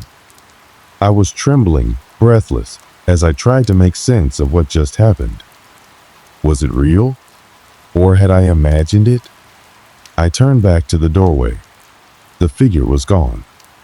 Ben was still lying there, lifeless, his black eyes staring into nothingness. My hands were shaking as I stumbled toward him, not knowing what I was about to do, but unable to leave him like this. As I reached for him, I felt the chill in the air lift, like the house itself had exhaled. And in that brief moment of clarity, I heard the voice again, only this time, it wasn't a command. It was laughter. Low, sinister, and it was coming from all around me. The room was eerily quiet, save for the sound of my shallow breaths. I could feel my heart pounding in my chest as I stared at Ben's lifeless form on the floor. The oppressive atmosphere of the house was crushing, and every second felt like an eternity. The laughter that had echoed through the darkness still rang in my ears, bouncing around in my skull like a haunting melody. My limbs were heavy, my mind clouded with confusion, but one thing was clear. I needed to get out. I didn't know how much time had passed since the figure appeared, but now it was like a fog had descended over everything. I barely heard Tom's voice, calling out from somewhere near the door, his frantic words snapping me back to reality. "Chris, where the hell are you?" Tom's voice was full of panic. I could tell he was on the verge of losing it. It wasn't just the fear, it was the desperation in his voice. It was the fear of the unknown, the feeling that we were too deep into this nightmare to escape. I forced my legs to move, each step feeling like it required all my willpower. My body was trembling violently, my mind was running on fumes, and I could barely comprehend the enormity of what was happening. But I couldn't stay here. I couldn't stay in this room any longer. I stumbled toward the door, my eyes never leaving Ben, not wanting to look away in case anything changed. But there was nothing. The room was as it had been, cold and silent, a tomb of its own making. The darkness seemed to stretch out in all directions, as if the room itself was trying to consume me, to swallow me whole. But I couldn't afford to be paralyzed by fear any longer. "Tom," I finally managed to shout, my voice hoarse and broken. "We need to go. Now." I didn't wait for a response. I didn't need to. I turned on my heel and sprinted toward the front door, desperate to escape, to leave this cursed house behind us. The walls of the house seemed to close in around me as I ran, the floor creaking beneath my feet, the shadows shifting in the corners of my vision. It felt like the house itself was alive, watching me, waiting for me to make the wrong move. I found Tom standing near the front door, his eyes wide with panic. He looked like he had seen a ghost. His face was pale, his eyes bloodshot from lack of sleep, or maybe just from sheer terror. He didn't speak, didn't question me. He didn't have to. He knew as well as I did that we couldn't stay here. Not anymore. I grabbed the door handle, but it wouldn't budge. My heart skipped a beat. The door was locked. The heavy silence of the house pressed in on us, suffocating, and I could feel a cold sweat forming on the back of my neck. Was this some sort of trap? A trick? Was it really the house itself that was keeping us here? "Try the back door," Tom shouted, his voice cracking with urgency. I didn't argue. I turned around and bolted through the house, hearing Tom's footsteps behind me as we moved in a desperate frenzy. The air felt thick and suffocating, and every room seemed to stretch longer than it should. We passed the hallway where the shadows had moved, where the figure had appeared, but now it was empty. There was no sign of the dark presence that had terrified us earlier. For a brief moment, I thought maybe we had escaped it, that we had outrun whatever nightmare had been hunting us. But I couldn't shake the feeling that it was still there, watching us, waiting for the right moment. We reached the back door, and this time, when I tried the handle, it turned. The door creaked open, and a rush of cold night air hit my face. I didn't hesitate. I didn't look back. I pushed through the door and stumbled out into the yard, the gravel crunching underfoot as I ran, my legs burning with exhaustion. Behind me, I heard Tom's footsteps. When we reached the front of the house, I turned around, expecting to see the old, decrepit house looming behind us. But instead, all I saw was darkness. The house was gone. It wasn't there anymore. There was nothing but empty land, stretching as far as I could see. "What the hell?" Tom whispered, his voice barely audible. "Where is it?"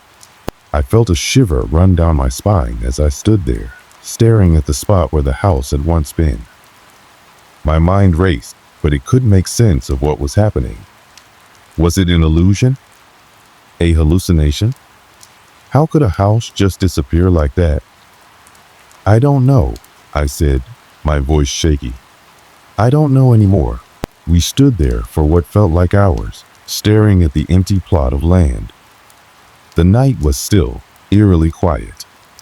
The air was cool, the silence surrounding us in a way that felt unnatural. It was as if the world had fallen silent in the wake of everything that had happened. "What happened to Ben?" Tom asked quietly, breaking the silence. I didn't have an answer. I couldn't give him one.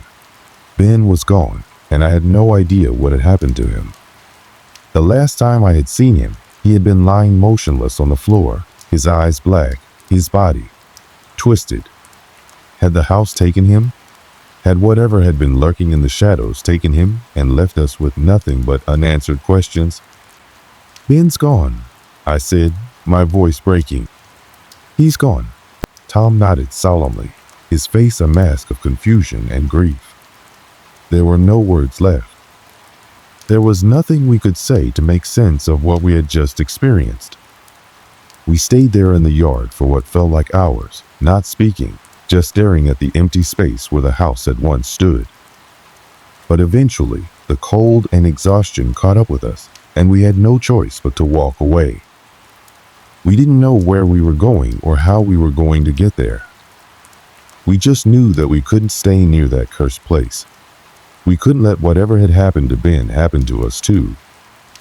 When we finally reached the road, I felt a strange sense of relief wash over me. The night air, the darkness around us, it all felt somehow safer, more real. But even then, I couldn't shake the feeling that something was still out there, watching, waiting. The next morning, we reported Ben's disappearance to the police, but when they went to the house, they found nothing. No sign of Ben, no trace of the house, just empty land. They thought we were crazy. They thought we had imagined it all. I'll never forget the look on their faces when we described what had happened. They thought we were just kids trying to tell a ghost story, a silly dare gone wrong. But we knew what we saw. We knew what we felt. And I'll never be able to explain it, never be able to make anyone understand. The house is gone. Ben is gone. And as much as I want to forget, as much as I want to put all of this behind me, I know I can't. Every time I close my eyes, I see those black eyes staring back at me. Every time I hear a strange noise in the dark, I feel a chill run down my spine. Because I know deep down that something evil is still out there, waiting. And I don't think I'll ever truly be free of it. It's strange, the way time works. Life moves on, day after day, but sometimes things happen that refuse to let go. Even after years of leaving that place behind, the memories still cling to me, like the shadow of a nightmare that refuses to fade with the morning light. I thought I could forget. I thought that after we walked away from that forsaken house, it would all slip away into the darkness. But it didn't. After everything that happened, I tried to return to some semblance of normalcy. I went back to school, kept up with my friends, and buried myself in work. I even tried to put the house out of my mind entirely, as if pretending it had never happened would make the haunting thoughts vanish. But I couldn't shake the feeling that it was all still there, somewhere, waiting. Tom and I stayed in touch after that night, but things were never the same. He never spoke much about what had happened in the house, but I could see it in his eyes. He was just as haunted by it as I was. He moved away a few months after, unable to stay in that town where so many memories of that night still lingered. I couldn't blame him. I couldn't blame any of us.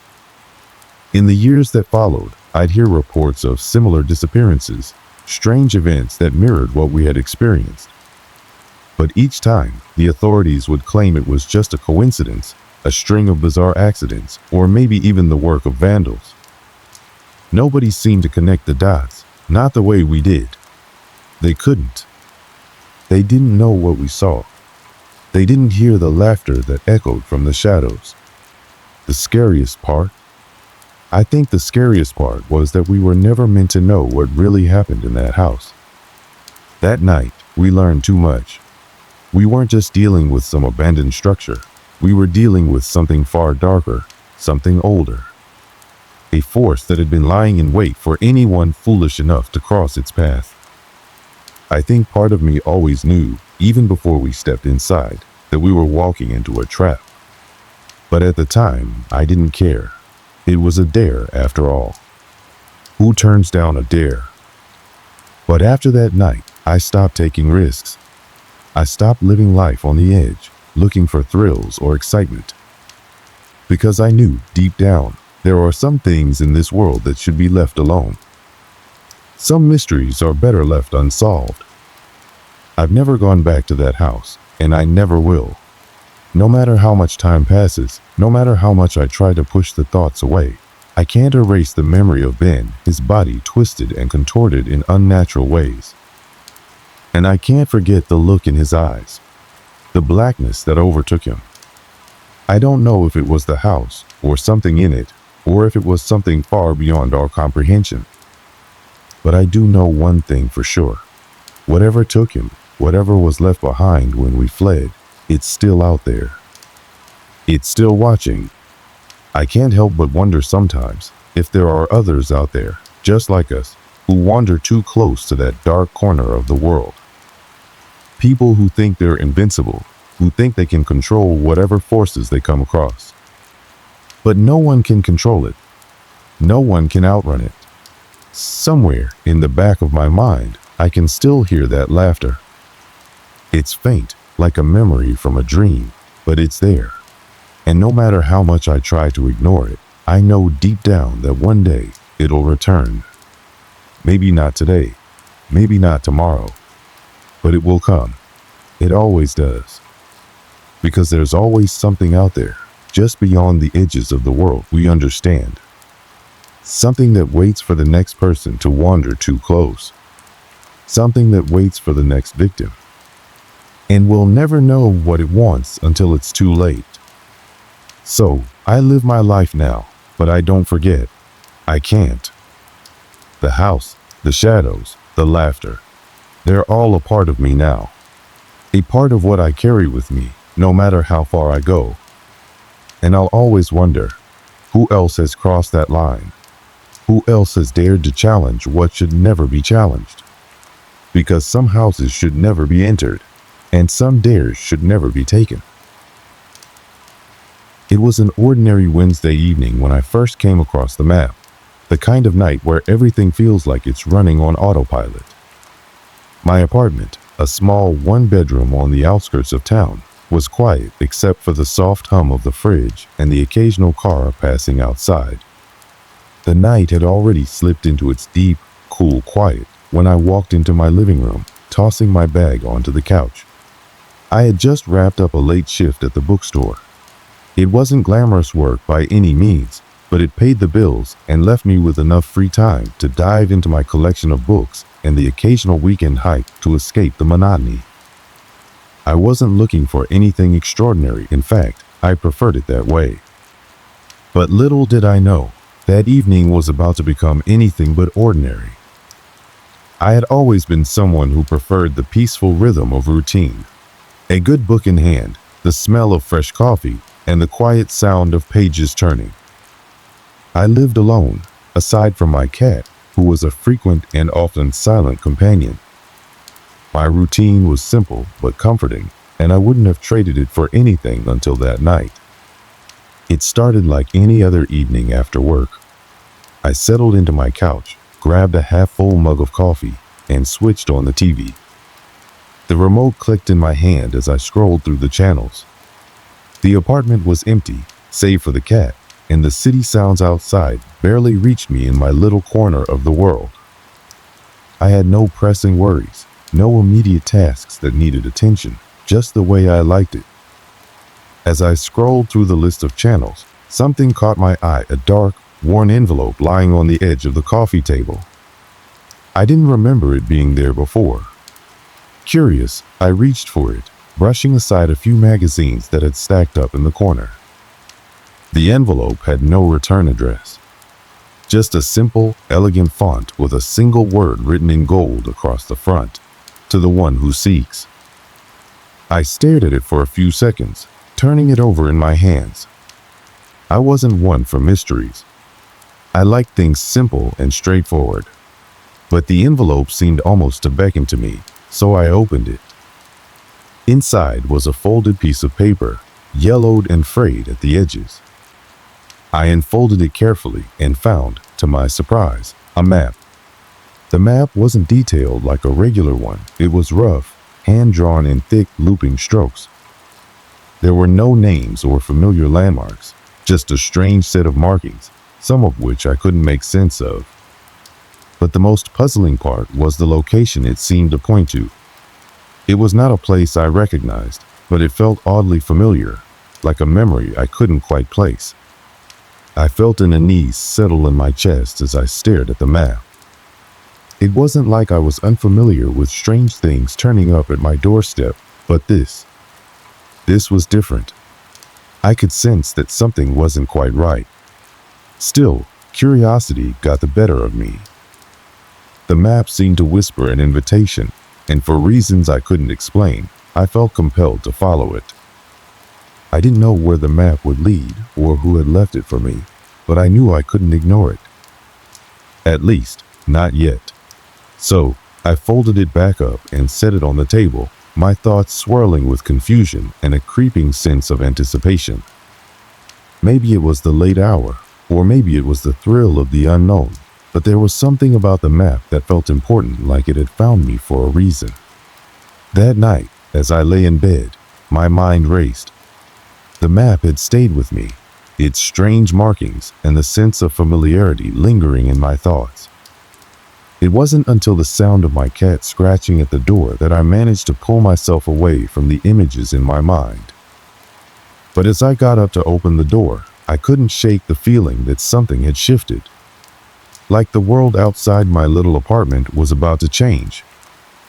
I wasn't sure what would come next or where this map might take me, but deep down, I knew that my life was about to become anything but ordinary. The next day, I couldn't shake off the feeling that something was off. It wasn't so much the map itself, but the strange sense of anticipation that lingered in the pit of my stomach, like I was being drawn towards something I couldn't yet understand. I tried to ignore it as I went about my day. There was always work to do, and I had my regular routine to keep me grounded. Still, even as I stood behind the counter at the bookstore, I found my mind wandering back to the map. I had made the decision, albeit hesitantly, to keep the map folded neatly in the drawer of my desk at work. It felt strange to carry it around. I hadn't told anyone about it. Why would I? It seemed ridiculous, a little too fantastical for anyone to believe. So I kept it hidden, only pulling it out during my lunch breaks when no one was around. But even then, I didn't understand why I couldn't just leave it behind. That afternoon, something happened that made it impossible to ignore the growing unease gnawing at the back of my mind. I was shelving a stack of books near the front of the store when I heard a faint sound. At first, I thought it was the wind pushing against the glass door, or maybe someone was coming in. But then the sound grew louder, distinct and rhythmic, like the soft scratch of a pen on paper. It was coming from the back of the store. Curious, I made my way toward the sound, wondering if one of the regulars was messing around in the back. But when I rounded the corner, I froze. The map was spread out on the counter, the edges slightly curling up, as though it had been placed there recently. The strange thing? I had left it safely in my desk drawer before I left for work that morning. I stood there, frozen in place, staring at the map. My breath caught in my chest, and I could feel my heart pounding. There was no logical explanation for it, no way it could have ended up there on its own. I checked the store for signs of a break-in, but everything seemed in order. Nothing else had been disturbed, no other items out of place. It was as if the map had simply appeared out of nowhere. A chill ran through me, and for the first time since receiving the map, I questioned whether I should have ignored it the night before. But curiosity pushed me forward, and I couldn't resist. I reached for it, my fingers trembling slightly as I traced the edges of the yellowed paper. The markings were still the same, the rough lines and mysterious symbols beckoning me to decipher them. I had been careful not to let the map consume my thoughts, but now it was all I could focus on. Just as I was about to pick it up and fold it back, the bell above the store door jingled, signaling a customer. I quickly shoved the map back into my desk drawer and locked it. Trying to calm myself, I focused on the customer entering. But when I turned to greet them, my gaze locked on the figure standing in the doorway. It was a man, perhaps in his late 50s, wearing a dark coat that seemed out of place for the warm afternoon. He had a weathered face, deep lines etched around his eyes and mouth. His eyes were fixed on me with an intensity that sent an uncomfortable shiver down my spine. "Can I help you with something?" I asked, trying to sound normal. The man didn't respond immediately. Instead, he slowly stepped into the store, his gaze never leaving me. He walked past the shelves with deliberate slowness, as if he were inspecting each book with careful attention. But there was something strange in the way he moved, too deliberate, too focused. Like he had a purpose here that I couldn't understand. After a long pause, he finally spoke. "I think you found something that belongs to me." I blinked, not sure if I had heard him right. "Excuse me?" I asked, my voice tight. "The map," he said, his voice low and gravelly. "You found it, haven't you?" My heart skipped a beat. I had never mentioned the map to anyone, and yet here was this man, standing in front of me, speaking as if he knew exactly what I had in my desk drawer. I felt my hands begin to shake, and I instinctively moved toward the back of the store, away from him. Something wasn't right. The man didn't seem to care about my reaction. He continued speaking, his tone becoming more urgent. "You don't understand what you've got there, do you? That map leads to something far more dangerous than you realize, and it's been waiting for someone like you." I didn't know how to respond. My throat felt tight, and the room seemed to grow colder. I wasn't sure if I was more frightened of this man or the map that he seemed to know about.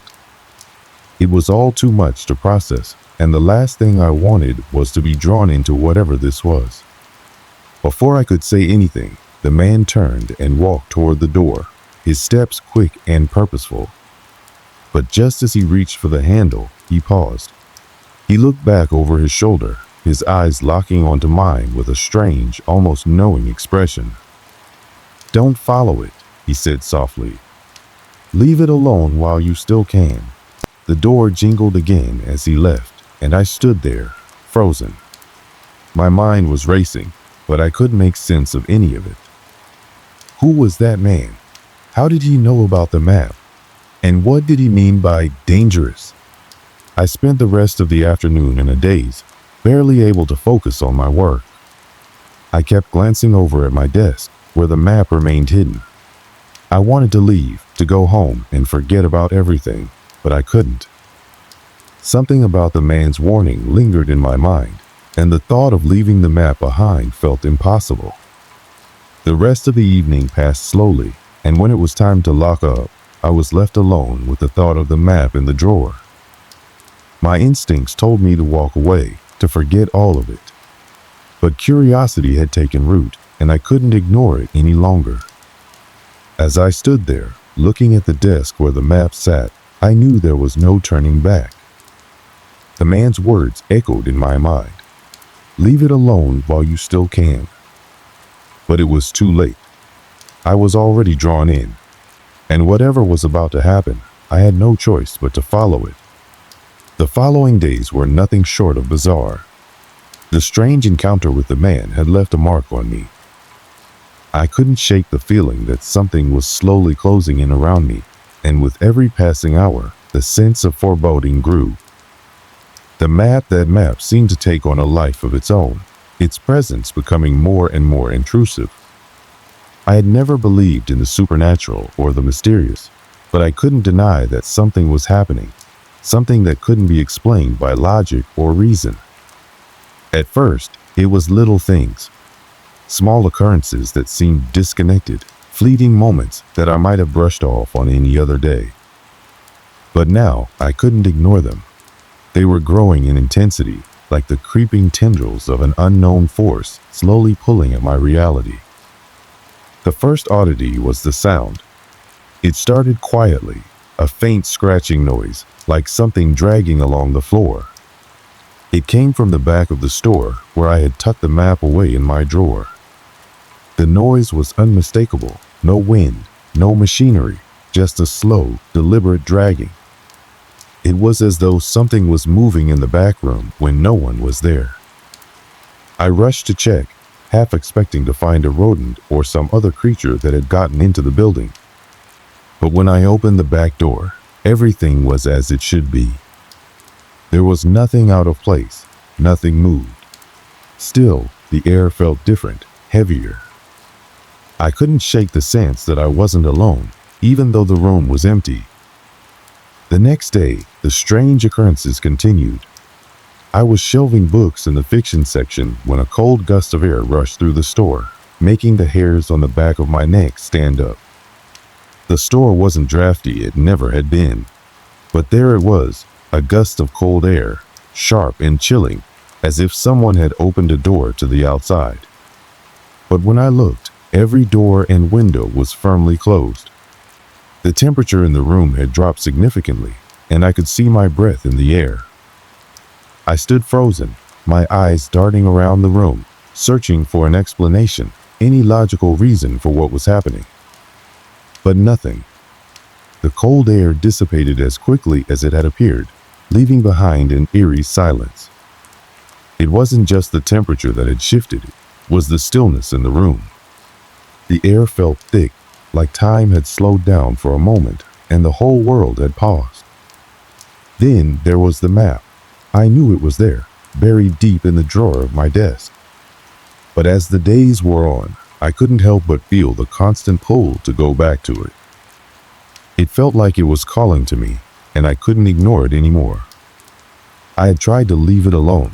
I had tried to push the thought of it from my mind, but it was impossible. It was like an itch that I couldn't scratch, a nagging sensation that something was hidden within that map, something that needed to be uncovered. I finally gave in. One evening, when the store was quiet and no customers were around, I unlocked the drawer and pulled out the map. My fingers trembled slightly as I unfolded the yellowed paper, my heart racing. As soon as I laid it flat on the desk, the air in the room shifted again. The coldness returned, but this time it was more intense, more focused. The room felt suffocating, like I was being watched from all directions. The symbols on the map seemed to pulse, as if alive. I stared at them for what felt like hours, my eyes tracing the jagged lines and mysterious shapes. There was something hypnotic about it, something that made me feel like I couldn't look away. It wasn't just a map, it felt like a puzzle, a map to something hidden beneath the surface of the world I knew. The silence in the room was deafening, and for the first time, I felt the weight of the man's warning, leave it alone while you still can. I wanted to heed his advice, I really did. But I was already too far gone, too deep into this strange, unsettling pull. As I examined the map, I noticed something I hadn't seen before. A small mark, hardly noticeable at first glance, was etched near the edge of the paper. It wasn't a symbol, not exactly, but more like a faint impression, like something had been pressed into the map while it was being made. I ran my finger over it, feeling the subtle raised edges of the mark. There was something about it that felt wrong, like it was a hidden warning, a signal that only someone who was meant to find it could see. That night, after locking up the store, I couldn't sleep. Every time I closed my eyes, I saw the map. The lines and symbols danced in my mind, twisting and turning in ways that didn't make sense. I was obsessed, and the more I tried to fight it, the more consumed I became by the need to understand what it all meant. Then, things began to escalate further. Strange things started to happen outside of the store. At first, it was just a feeling, a sense of being followed, of being watched as I walked home. I would glance over my shoulder, half expecting to see someone standing there, but the streets were always empty. Still, the sensation lingered, like someone was just out of sight, just behind me, always watching. One evening, I decided to take a different route home, hoping to shake the feeling that had started to follow me everywhere. But as I walked down the unfamiliar street, the sound of footsteps behind me echoed. I turned quickly, but there was no one there. My heart raced as I picked up my pace, the footsteps mirroring mine, always just behind me. I reached the end of the street and glanced over my shoulder once more, only to find nothing but the quiet emptiness of the night. I rushed home, my mind a whirlwind of confusion and fear. When I entered my apartment, I felt the weight of the silence press down on me. I couldn't shake the feeling that something was closing in, something I had no control over. The map was the only thing that seemed to offer any answers, but it was also the thing that terrified me the most. As the days went on, the strange occurrences continued to escalate. Every time I stepped foot in the bookstore, I couldn't shake the feeling that the walls were closing in. I could hear whispers low, unintelligible voices just out of reach, like the store itself was alive. The shelves seemed to shift, books rearranged in ways I didn't remember. It was as if the store itself was trying to communicate with me, to warn me of something I didn't understand. I couldn't take it anymore. I had to know what was happening, and the only way to find out was to follow the trail the map had set before me. But the more I tried to investigate, the more elusive the answers became. Every lead I followed only led to more questions, more mystery. The more I looked into the map, the deeper I was pulled into a web of confusion and terror. The events, the strange occurrences, the sense of something closing in around me, it all began to take its toll. I could feel the tension building, each strange event feeding the next. The map, once an object of curiosity, was now a curse, and I could feel its grip tightening with every passing day. And in the back of my mind, I heard the voice of the man again, the warning echoing like a dark shadow over everything. Leave it alone while you still can. But it was too late. I was already in too deep. I couldn't remember exactly how long it had been since I'd started down this path, but it felt like a lifetime. The map, the strange events, the feelings of being watched, all of it had consumed me. It was as though I had been drawn into a world that existed just beneath the surface of everything I had known, a world where logic and reason had no place. Every step I took seemed to push me deeper into something I couldn't escape, no matter how hard I tried. But I couldn't stop. I was already in too deep, tangled in a mystery that felt like it was meant for me alone.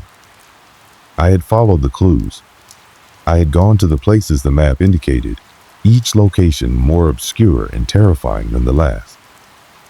I had found nothing concrete, just more unsettling experiences, more questions without answers. But something had changed in me. I was no longer just a curious observer. I was a participant in whatever dark game was unfolding around me. The last destination on the map was a place I had never heard of before, a remote, forgotten clearing deep in the woods outside the city. The map had shown me only the coordinates, no names, no explanation. It was as if the place was erased from every record of existence. There was no way it could exist, not in a world where maps and technology ruled everything. And yet, there it was. The journey to the clearing had been exhausting. I drove for hours, pushing my car through back roads that seemed to disappear into endless stretches of trees and hills. The GPS on my phone had gone haywire long before I reached the outskirts of the forest, and I had been forced to rely on the map alone.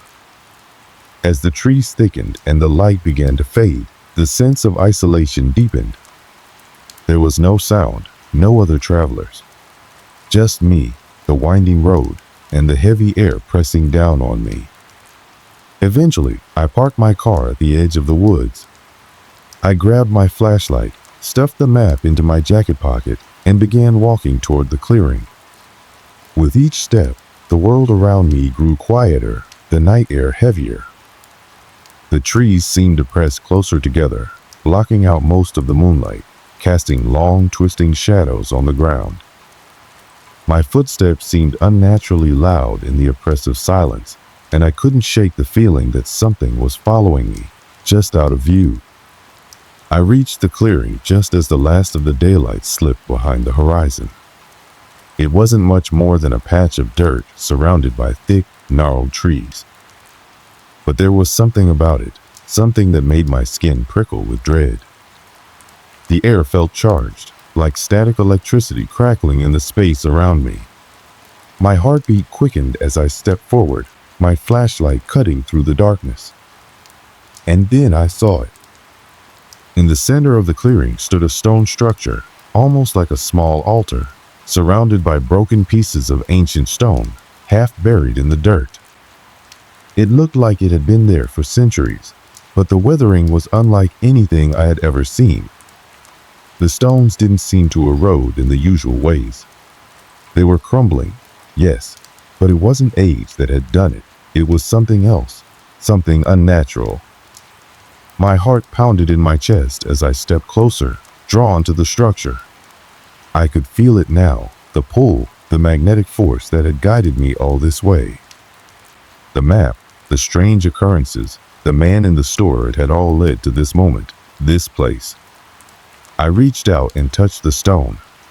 The instant my fingers made contact, a shock ran through my body, sharp and electric, like a surge of energy had been released from the stone itself. I yanked my hand back, but the damage was already done. The world around me shifted. The air grew thick, suffocating. The trees seemed to lean in closer, their twisted branches clawing at the sky like skeletal hands. The ground beneath me trembled, and I stumbled back, my breath coming in short, shallow gasps. My mind raced, trying to make sense of what was happening, but there was no time. Something was emerging from the shadows. It was a figure at first, indistinct and blurry, but then it solidified. A tall man, draped in tattered robes that seemed to move as though alive. His face was obscured by a hood, but I could feel his eyes on me, cold and ancient. His presence was overwhelming, suffocating, like I was drowning in his gaze. He stepped forward, his movements unnervingly smooth, as though he was gliding across the earth. The moment he stepped into the clearing, I felt the temperature drop, the air turning icy cold. The man raised a hand, and I could see the faint outline of something in his palm. At first, I couldn't make out what it was, but as he opened his hand, the truth hit me like a punch to the stomach. The map. It wasn't just a map, it was a key to something ancient, something beyond this world.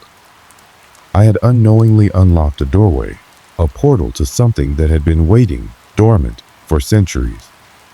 The man's fingers curled around the map, and as he did, the edges of the paper began to glow faintly, as though the ink itself was alive. I couldn't breathe. "Why are you here?" His voice was low, a whisper that seemed to come from all directions at once. The words didn't just enter my ears, they burrowed into my mind, echoing in my skull. "You should not have come." I opened my mouth to speak, but no words came out. Fear had paralyzed me, and all I could do was stand there, trembling, staring at the man as he advanced. He reached out, his hand hovering just inches from my face. The air around me seemed to crackle, and I could feel the pull of something dark and ancient, something that was not meant to be disturbed. "You have awakened what was sealed away," the man continued, his voice growing darker. "You cannot undo it now. There is no going back." In that moment, I understood the gravity of my actions. The map had not been a simple relic, it had been a warning, a barrier, a way to keep something from being unleashed. And now, that barrier had been broken. The consequences would be far-reaching, and I was at the center of it all. The ground beneath me began to shake violently, and the trees creaked and groaned, their roots writhing beneath the earth. A deafening roar filled the air, the sound of something vast and terrifying coming to life. The man's form began to blur and distort, as though he were being pulled into the earth itself, his body dissolving into the very ground that trembled beneath me. I turned to run, but my legs wouldn't move. My body was frozen, locked in place by a force I couldn't understand. I felt something behind me, a presence so powerful it crushed the air from my lungs. And then the darkness came. It wasn't just the absence of light, it was a void, an endless blackness that swallowed everything in its path. I felt myself being pulled into it, dragged into a place where time and space didn't exist. My body screamed for escape, but there was no escape. Only the darkness and the sensation of falling deeper and deeper into an unknown abyss. And then, just as suddenly as it had all begun, everything stopped. The clearing was empty. The trees stood still, silent. The altar was gone, and in its place was only the familiar forest, untouched, as though nothing had ever happened. I was left standing alone, the map now gone from my pocket, leaving nothing but a vague sense of confusion and terror. My heart pounded in my chest, and I couldn't tell if I was still dreaming or if the nightmare was just beginning. But one thing was certain. Whatever I had uncovered, whatever force I had awakened, was far from finished. I stood there for what felt like an eternity, staring at the spot where the altar had once stood. The ground beneath me had returned to its quiet, unassuming state, as if nothing had ever happened. But I knew better. Something had happened, something that couldn't be undone. The world had shifted, and I had become a part of something far larger and more terrifying than I could ever comprehend. My mind raced, trying to piece together what I had experienced, but it felt like trying to hold water in my hands. Everything was slipping through my fingers, just out of reach. The figure, the map, the force that had pulled me into that dark place, I couldn't make sense of it. I felt a deep, suffocating panic creeping up my throat. I was alone, stranded in a world that no longer made sense.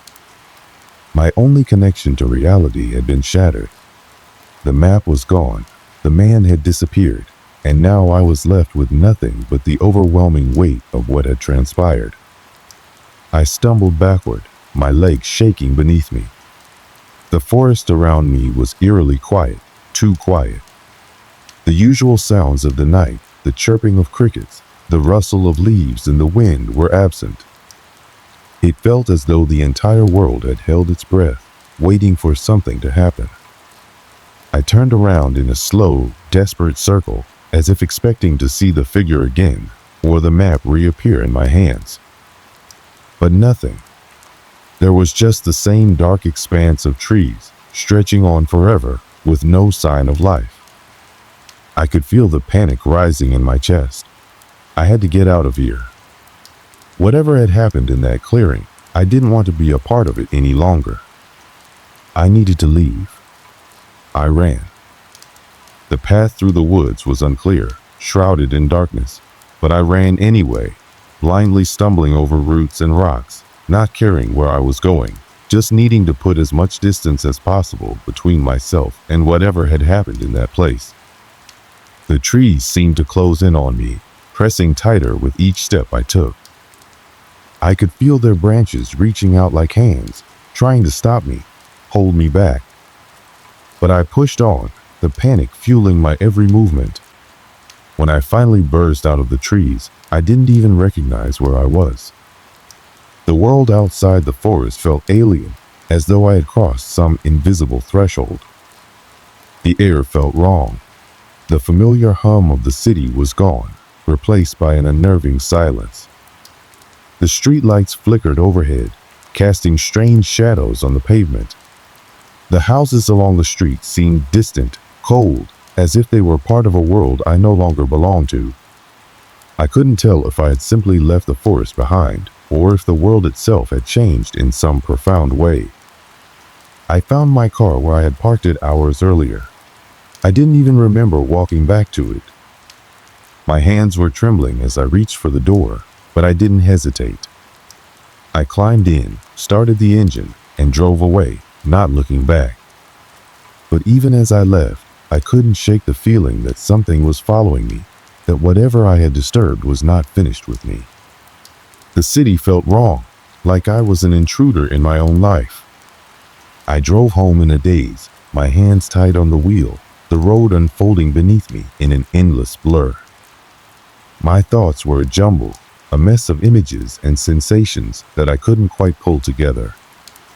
When I arrived at my apartment, I didn't feel any sense of relief. In fact, the feeling of being watched had only grown stronger. It was as though I had brought something back with me from the forest, something that was now inside the walls of my apartment. I locked the door behind me, the sound of the deadbolt sliding into place doing little to quell the unease.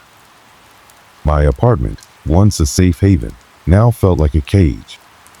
I tried to settle in, but every creak of the floorboards, every whisper of the wind outside, made my heart race. I couldn't escape the feeling that I was being observed. It was as though the air itself had thickened, filled with something I couldn't see but could feel pressing against my skin. The days that followed were a blur. I couldn't sleep, couldn't focus. Work became a distant memory as I spent every waking moment trying to understand what had happened. I researched everything I could about the place in the woods, the map, and the figure I had seen. But there was nothing. No record of the place, no mention of anything like it. The map seemed to have disappeared from my mind, as though it had been erased along with the events at the clearing. I tried to tell myself it was all just a nightmare, a hallucination brought on by stress. But deep down, I knew better. What I had experienced was real. The sensation of being watched, of something else, something ancient being present, never left me. It lingered in every corner of my apartment, in every quiet moment. I couldn't escape it. I began to wonder if I was losing my mind. And then, one evening, as I sat in my apartment, trying to steady my thoughts, I noticed something strange. A faint scratch on the wall, barely noticeable at first. But as I looked closer, I realized it was not just a scratch, it was a symbol. The same symbol that had been on the map. The same one I had seen in the clearing, etched into the stone altar. It was there, carved into the wall, as if someone or something had left it there for me to find.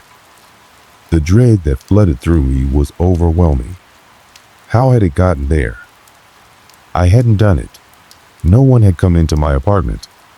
The feeling of being watched intensified, suffocating me until I could no longer breathe. I tried to scrub it away, but the symbol wouldn't disappear. It remained as if it was a part of the very structure of the apartment, as though it had been waiting for me to find it. And then, just as quickly as it had come, the sensation of being watched faded. The oppressive weight that had been on me for days lifted, but in its place, I felt an eerie calm. The silence in my apartment was thick, almost welcoming. But it wasn't a peaceful silence, it was the silence of something waiting. I never spoke about what happened to anyone. I couldn't. I wasn't sure if I even understood it myself. But as the days passed, the odd sensations, the strange occurrences, began to fade. Life slowly returned to normal, but there was always a lingering doubt in the back of my mind. Something was still out there, still waiting. I don't know what I uncovered that night. I don't know if the map was a warning, a key, or something else entirely. All I know is that I can never truly escape what I found. And maybe that's the worst part. Because no matter how much I try to forget, I know it's still out there, waiting. I've spent countless hours thinking about what happened, trying to understand the events that spiraled out of my control. The map, the clearing, the strange symbols, the feeling of being pulled into something ancient, something beyond my comprehension. I've tried to move on, to convince myself that it was just a freak accident, that I was merely caught up in an unusual series of events. But deep down, I know the truth. What happened that night in those woods wasn't an accident. It wasn't a series of coincidences or a trick of the mind. It was something real, and it's still out there, somewhere. I know, because the signs haven't stopped. At first, I thought it was just my mind playing tricks on me, that the stress had finally caught up. But it's been years now, and the strange occurrences still linger at the edges of my life, like shadows that refuse to fade. It's the little things, objects out of place, strange symbols appearing in the most unexpected spots, fleeting glimpses of figures at the corner of my eye. I try to dismiss them, to tell myself it's just my overactive imagination. But no matter how hard I try, I can't escape the feeling that something is still watching me. I moved several times since that night. I changed cities, changed jobs, changed everything I could to escape the memories of the map, the altar, and the strange figure that I had encountered in the woods. But every place I've gone has felt wrong. It's hard to explain. It's like the world around me isn't quite right, like I'm living in a place that doesn't quite belong. I feel out of sync, like I'm walking through someone else's life, a life that's been altered by something beyond my control. In one of my new apartments, I noticed a crack in the wall that didn't seem to belong there. At first, it was nothing, just a small hairline fracture in the paint. But then, it began to grow. Slowly, over the course of a few weeks, the crack widened, and one evening, when I was sitting in the living room, I noticed something etched into the wall. It was the same symbol. I didn't have to think twice to recognize it. My heart sank as I stood frozen, staring at the familiar shape. I had no idea how it got there, no explanation for how it appeared. But I knew deep down that it was a sign, a reminder. Whatever I had disturbed in those woods, whatever I had uncovered, was far from over. I didn't stay in that apartment much longer. I've tried to live my life, to find peace, to pretend that everything is normal. But the truth is, it never feels normal anymore. I can never fully escape what I uncovered, the knowledge that something ancient, something dangerous, is out there in the world. I've come to accept that I may never understand it, never have all the answers. But I can't deny the truth anymore. I've learned to live with it. I don't talk about what happened, and I don't think anyone around me really understands. I've kept it to myself, buried it deep inside, because I know that sharing the story would only make things worse. People wouldn't believe me, and even if they did, it wouldn't change anything. The world would keep spinning, the shadows would keep watching, and I would still be left with the knowledge that there's something out there that we don't understand. Sometimes, late at night, I'll hear a sound, a faint scratching, a rustling of leaves outside my window, and my heart will race. For a split second, I'll wonder if it's coming from the woods, from the place I thought I left behind. But then I remind myself, it doesn't matter. It's not the woods that are important anymore. It's the map, the symbol, and the truth that can never be undone. There's a part of me that wishes I could go back, that I could change everything. I could throw the map away, never step foot in the woods, never uncover what was hidden there. But I can't. It's too late for that. The door has been opened, and the truth has been revealed. I can't undo what I've learned. I can only live with it. And as much as I try to forget, I know that I will never be free from it. No one is. We all live in the shadow of something we don't understand. Something that's waiting for the right moment to remind us that it's still out there, just beyond the edge of our comprehension. I'll never forget that feeling the moment when I stumbled across the map, when I found myself standing in that strange clearing, and when the world around me shifted. It changed me. It marked me. And no matter how far I run, no matter where I go, I will always carry that mark.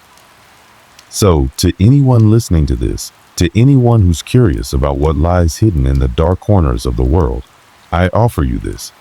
Be careful what you search for.